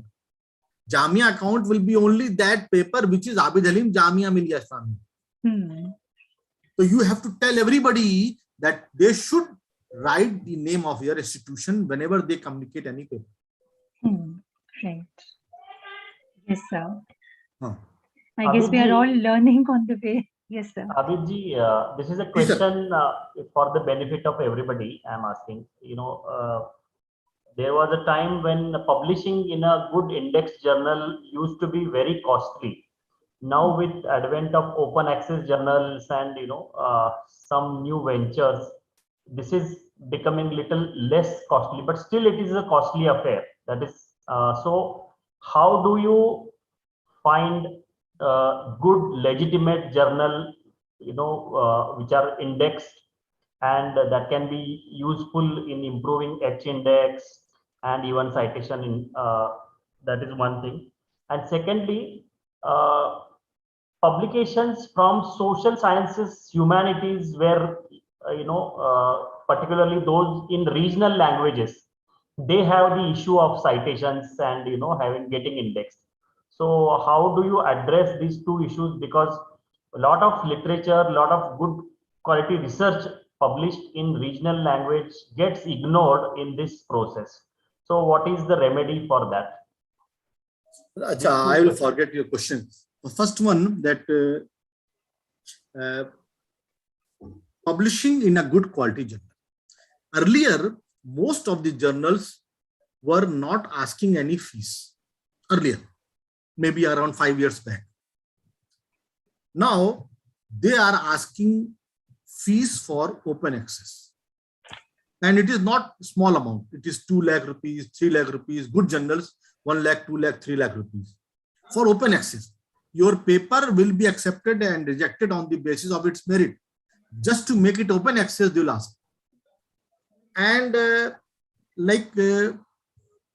in what the Saudi Arabia does, they sponsor some journals and they sponsor a lot of open access research.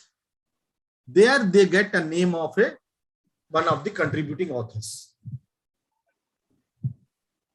And now it is very difficult to publish in open access journal free of cost, because open access, they are asking for money and our institutions don't have money.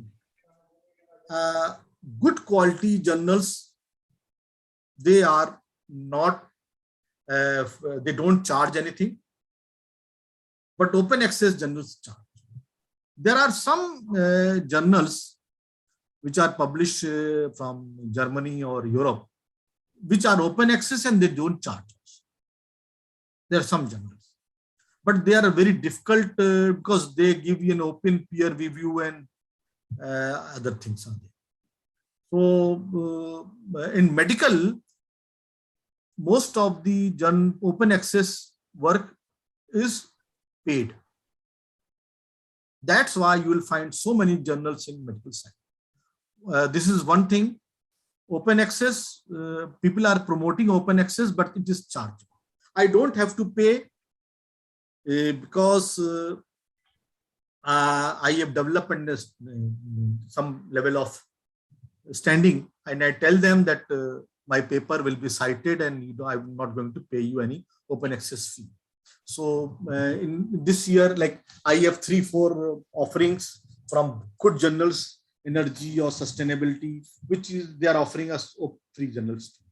So one thing is your collaboration. You can have collaboration with those who can get your paper published in open access, because our colleges don't.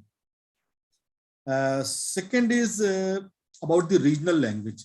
The problem is that I told you that these companies which are citing our databases are from Europe and in America, and they are very old, at 200 and 300 years old, and they give weightage to their own language.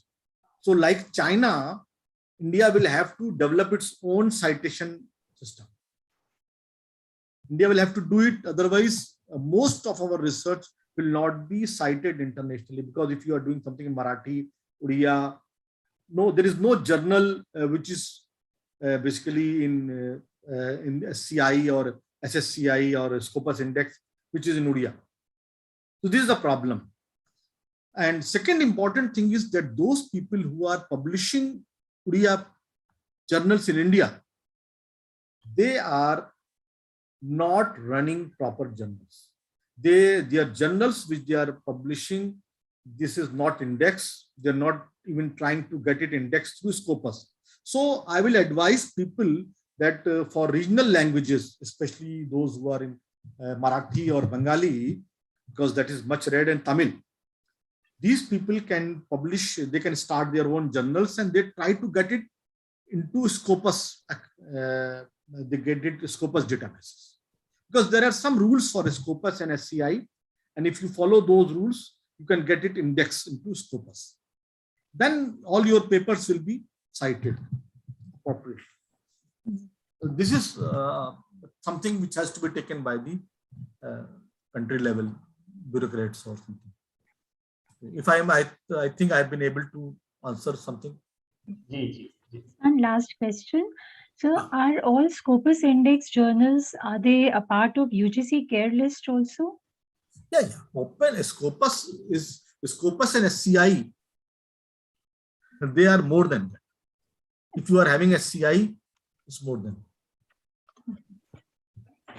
Thank you, sir. And we had few questions for Dr. Patil and Dr. Deshmukh. If you may please allow. Sure. Yeah. So there was one question, how to improve public perception towards the institutions?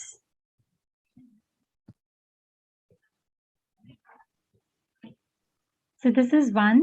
Another one is how to do record keeping for the library, particularly, and mentor-mentee activities that are done in the college. And the third one is, what is the role of... Madam, first is very important to him. He'll forget it. Patil Sahab, because I will add something to that. No, sure.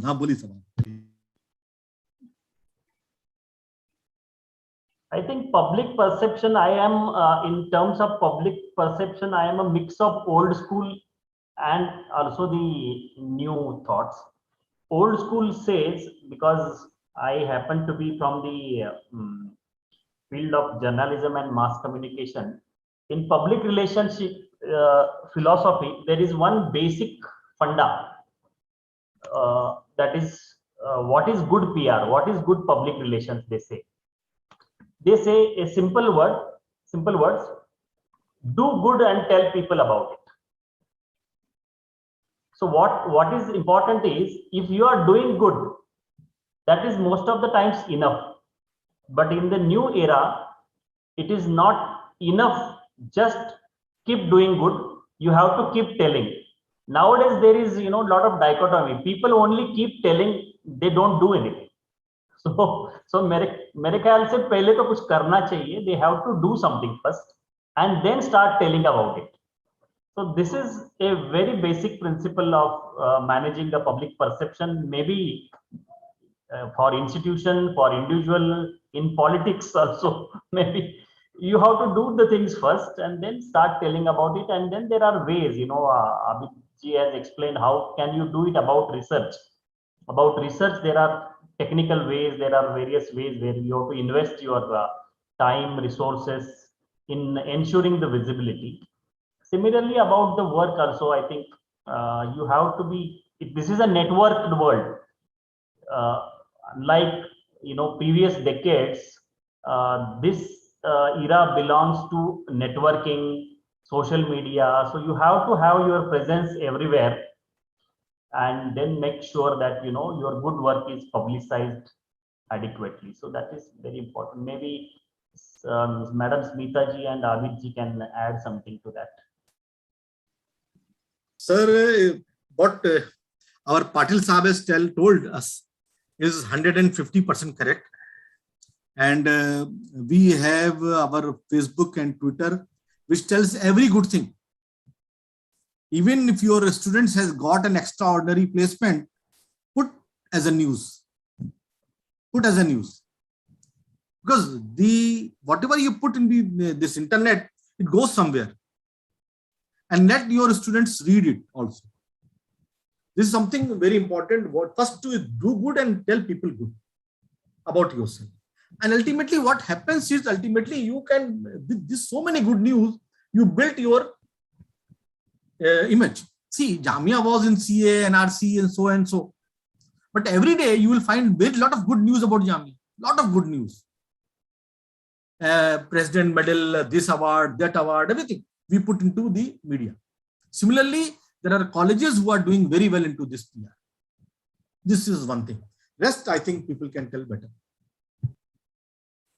I'll just add to that, if I may, Professor Halim, which is that Delhi University, for example, has encouraged, in fact, has insisted that all colleges should be on Twitter.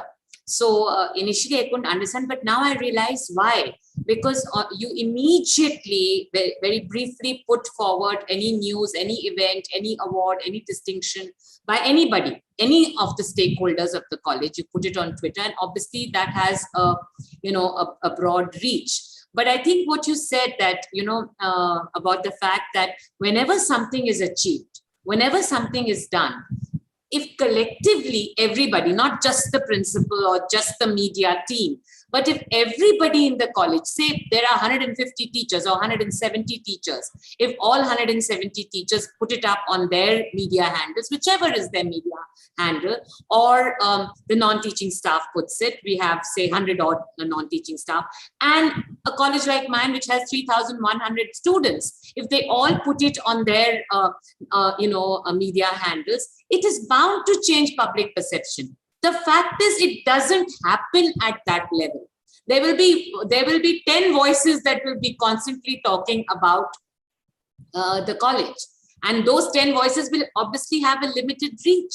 But if every individual, that is why this topic today, the importance of every stakeholder, and this is the very basic minimum. The fact is, yes, it is a world of publicity, and why not? How will we know about each other unless we publicize it? How will I know about what Jamia is doing unless it comes to me as news? So you're very right. I mean, we have to advertise it, and there is no negative. It's not a pejorative way in which we are using the word publicize. Publicize, like Dr. Patil, you said, we are only publicizing that which we have genuinely achieved. We're not publicizing something which is hollow or vacant. Yes, Professor Hadi. It's not publicized. It's making people aware what we are doing. Aware. Yes, that's the way. What were the other questions? We forgot the other questions in the flow, I think. So the second one was how to do the record keeping for the library and mentor-mentee activities. I think library is a technical subject. NAAC has published some good practices, but best thing is to invite some experts, visit some good libraries, see the good practices. InflibNet is there. We have a national organization which helps in providing library related resources and technology, everything. We have a national resource created by the UGC. So InflibNet will provide you a lot of inputs in that. So I think if you are really looking for that, I think maybe inviting people and visiting good institutions, making use of the national resources available, that is one good thing. Mentor-mentee is a concept NAAC is promoting, and the very idea behind this is going back to the old thought of Gurukul, where there was a lot of connect between teacher and student. There was a lot of attachment, and the teachers used to take it as their own responsibility, raising and grooming the students. These days, this connect has somehow been lost. That is my personal experience, and many people feel that even though things have improved in terms of technology and other things, there is a lot of disconnect between teachers and students. That's why sometimes, whatever you are trying to advertise or send messages through about your institutions, students may not find it cool to talk about their college achievements or their university achievements. Whereas they will be very happy to forward the messages about this celebrity, that celebrity, what is happening to Aryan Khan, what is happening to Kangana ji, and so many things. They will be happy to broadcast those things, but they will not broadcast what is happening. A girl from their college might have made some achievement in a national karate championship or something like that. They won't find it cool, or any achievement by teacher. So this is because there is no connect. So that connect can be achieved through this mentor-mentee, a group of students. If it is attached to a particular teacher or mentor, he or she is expected not to be just taking care of the academic needs, but they have other socio-economical needs. Nowadays, emotional needs also are there.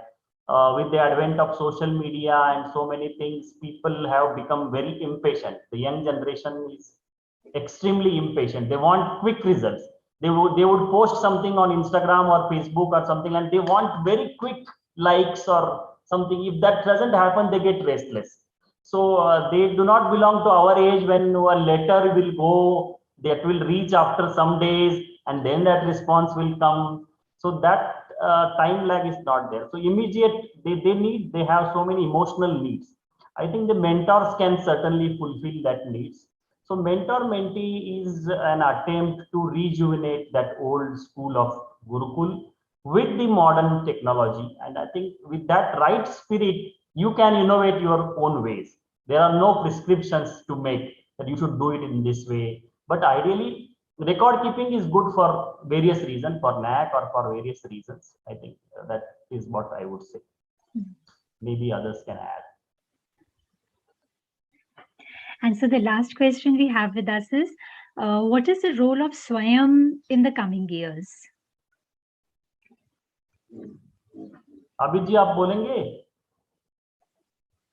नहीं sir, अभी इतना इसका स्वयं portal मैंने शोध गंगा का तो देखा है काफी अच्छी तरह से, बट स्वयं का मेरा बहुत अच्छा वो नहीं है. शोध गंगा एक बहुत अच्छा पोर्टल है, where you can get access to lot of good research being uploaded by Indian universities. That is I know. स्वयं में इतना पोर्टल में मैंने अभी देखा नहीं.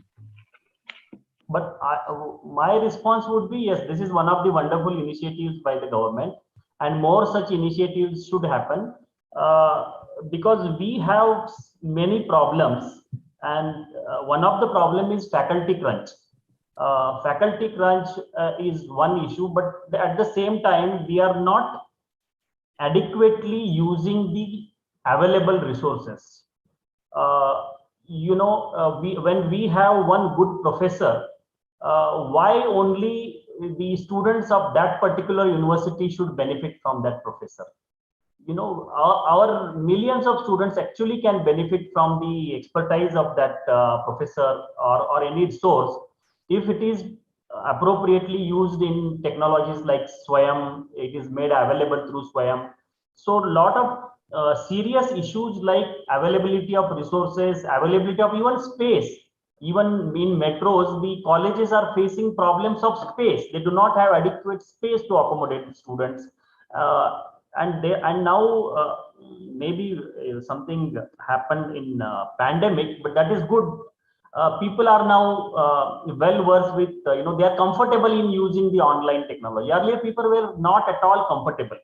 I remember much before pandemic, I used to get a lot of invitations for keynote and so many things, and it was not possible to accept every invitation. So I used to say, I will talk on Skype, maybe some other platform. So they used to feel unhappy. No, aapko idhar aana hai, you have to come here. So to deliver one lecture, you have to travel for one day, then go there, stay there, then come back 3 days. Now with the advent of this, these platforms, we are becoming much more efficient in terms of time management, resource management. I think resources like Swayam should multiply.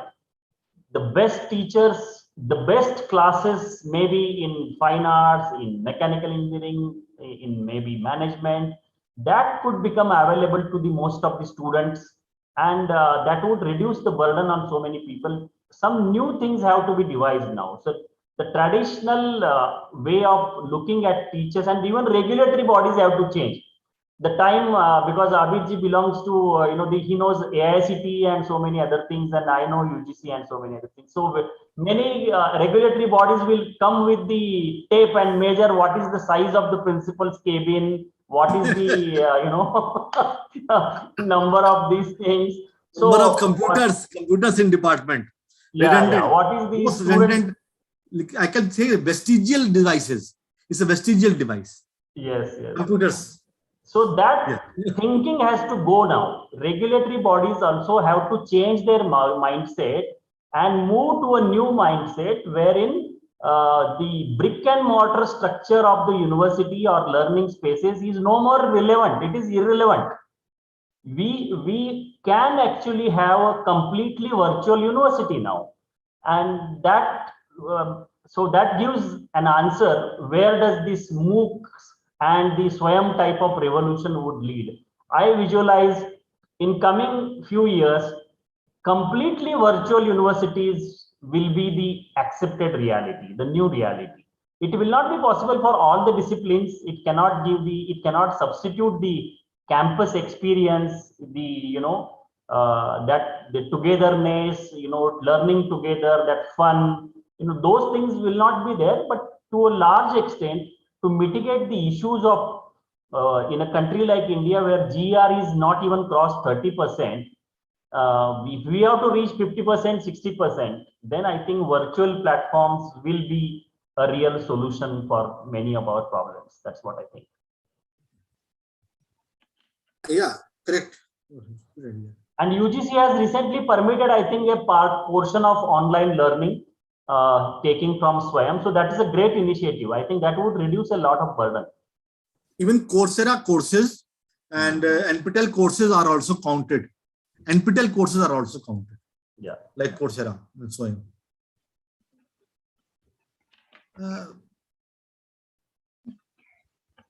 Thank you so much, sir, for answering these few questions that our participants had raised.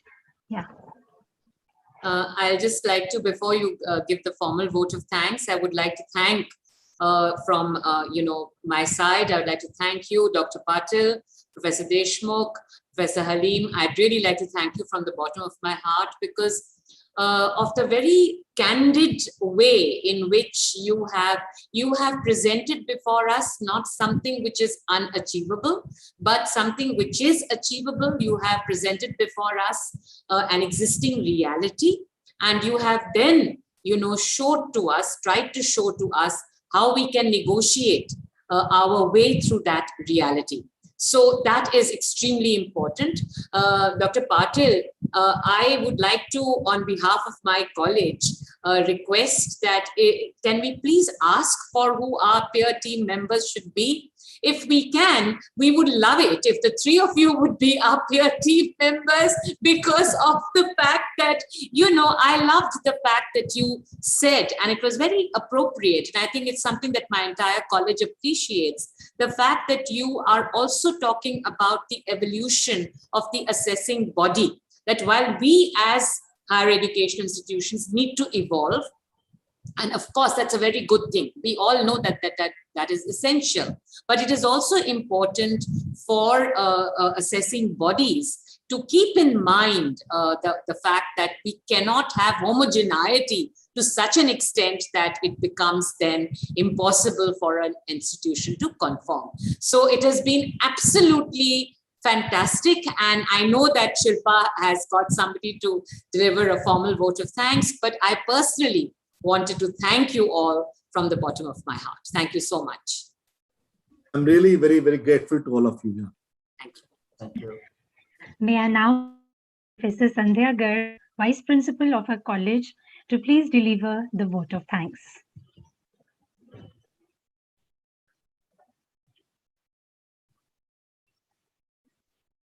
You have to. आप सब मुझे सुन पा रहे हैं? जी ma'am.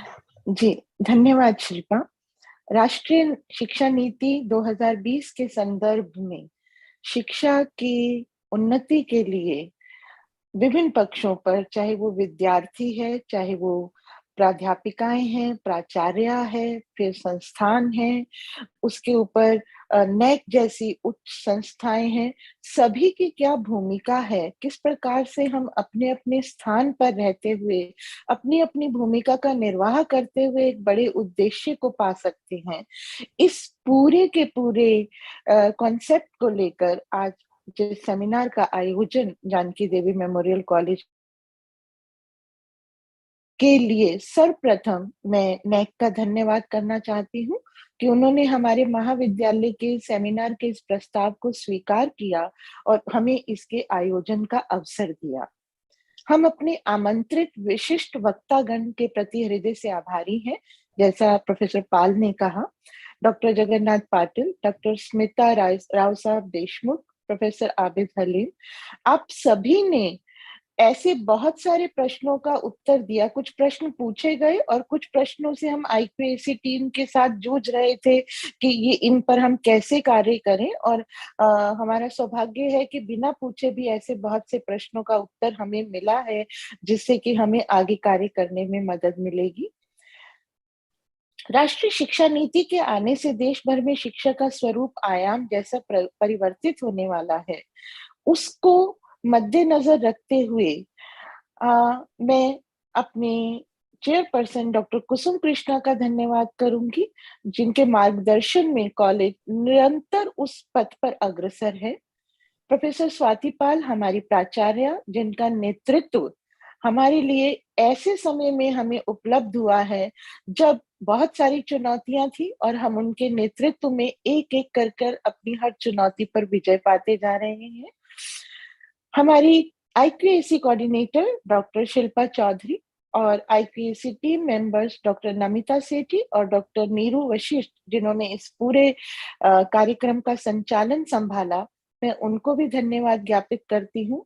मैं भूरी भूरी प्रशंसा करती हूँ हमारी वेबिनार की टेक्निकल टीम का, डॉक्टर सोनल जैन, डॉक्टर तनु गुप्ता, डॉक्टर पूजा पाल, डॉक्टर इंदु सोनी, मिस सोनिया और मिस्टर दीपक मनचंदा का, जो कि निरंतर ऐसे कार्यक्रमों में हमें पूरी टेक्निकल सपोर्ट देते हैं।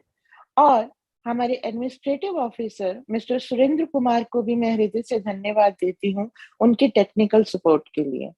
और अंत में, लेकिन सबसे अधिक महत्वपूर्ण, आप सभी प्रतिभागियों का मैं हृदय से धन्यवाद करती हूँ कि इस पूरे समय में आपने अपनी रुचि इस सेमिनार में बनाए रखी। अंत में भी जिस तरह के प्रश्न आए हैं, ये इस बात का द्योतक है कि सभी हम लोग कितनी उत्सुकता से इस पूरे सेमिनार को सुन रहे थे, अपने प्रश्नों का उत्तर पा रहे थे। मैं पूरी के पूरे सदस्यों का, टीम के सदस्यों का, प्राचार्य महोदया का और प्रतिभागियों का और हमारे अत्यंत विशिष्ट वक्तागणों का हृदय से धन्यवाद करती हूँ। हार्दिक आभार, धन्यवाद। आप सभी का दिन शुभ हो। नमस्कार। Thank you, Sandhya. And I would also like to mention our senior technical assistant, Mr. Manoj, who gave a lot of his time today. And thank you also. Thank you all participants. Thank you so much, ma'am. Thank you so much, ma'am. Thank you. Thank you, Swati ma'am, Shilpa ma'am, Patil sir. Thank you. Thank you. Thank you. May we ask everybody to fill up the attendance link, please? Yeah. So all participants are requested to please fill up the attendance and feedback form. The link is there in the chat box. We are keeping the session open for another 5 minutes so that you can all fill up the feedback form link. Thank you. Thank you, Professor Deshmukh. Thank you, Professor Halim. Please feel free to leave the meeting in case you have something to do. Okay. Thanks so much, and hope to meet you in person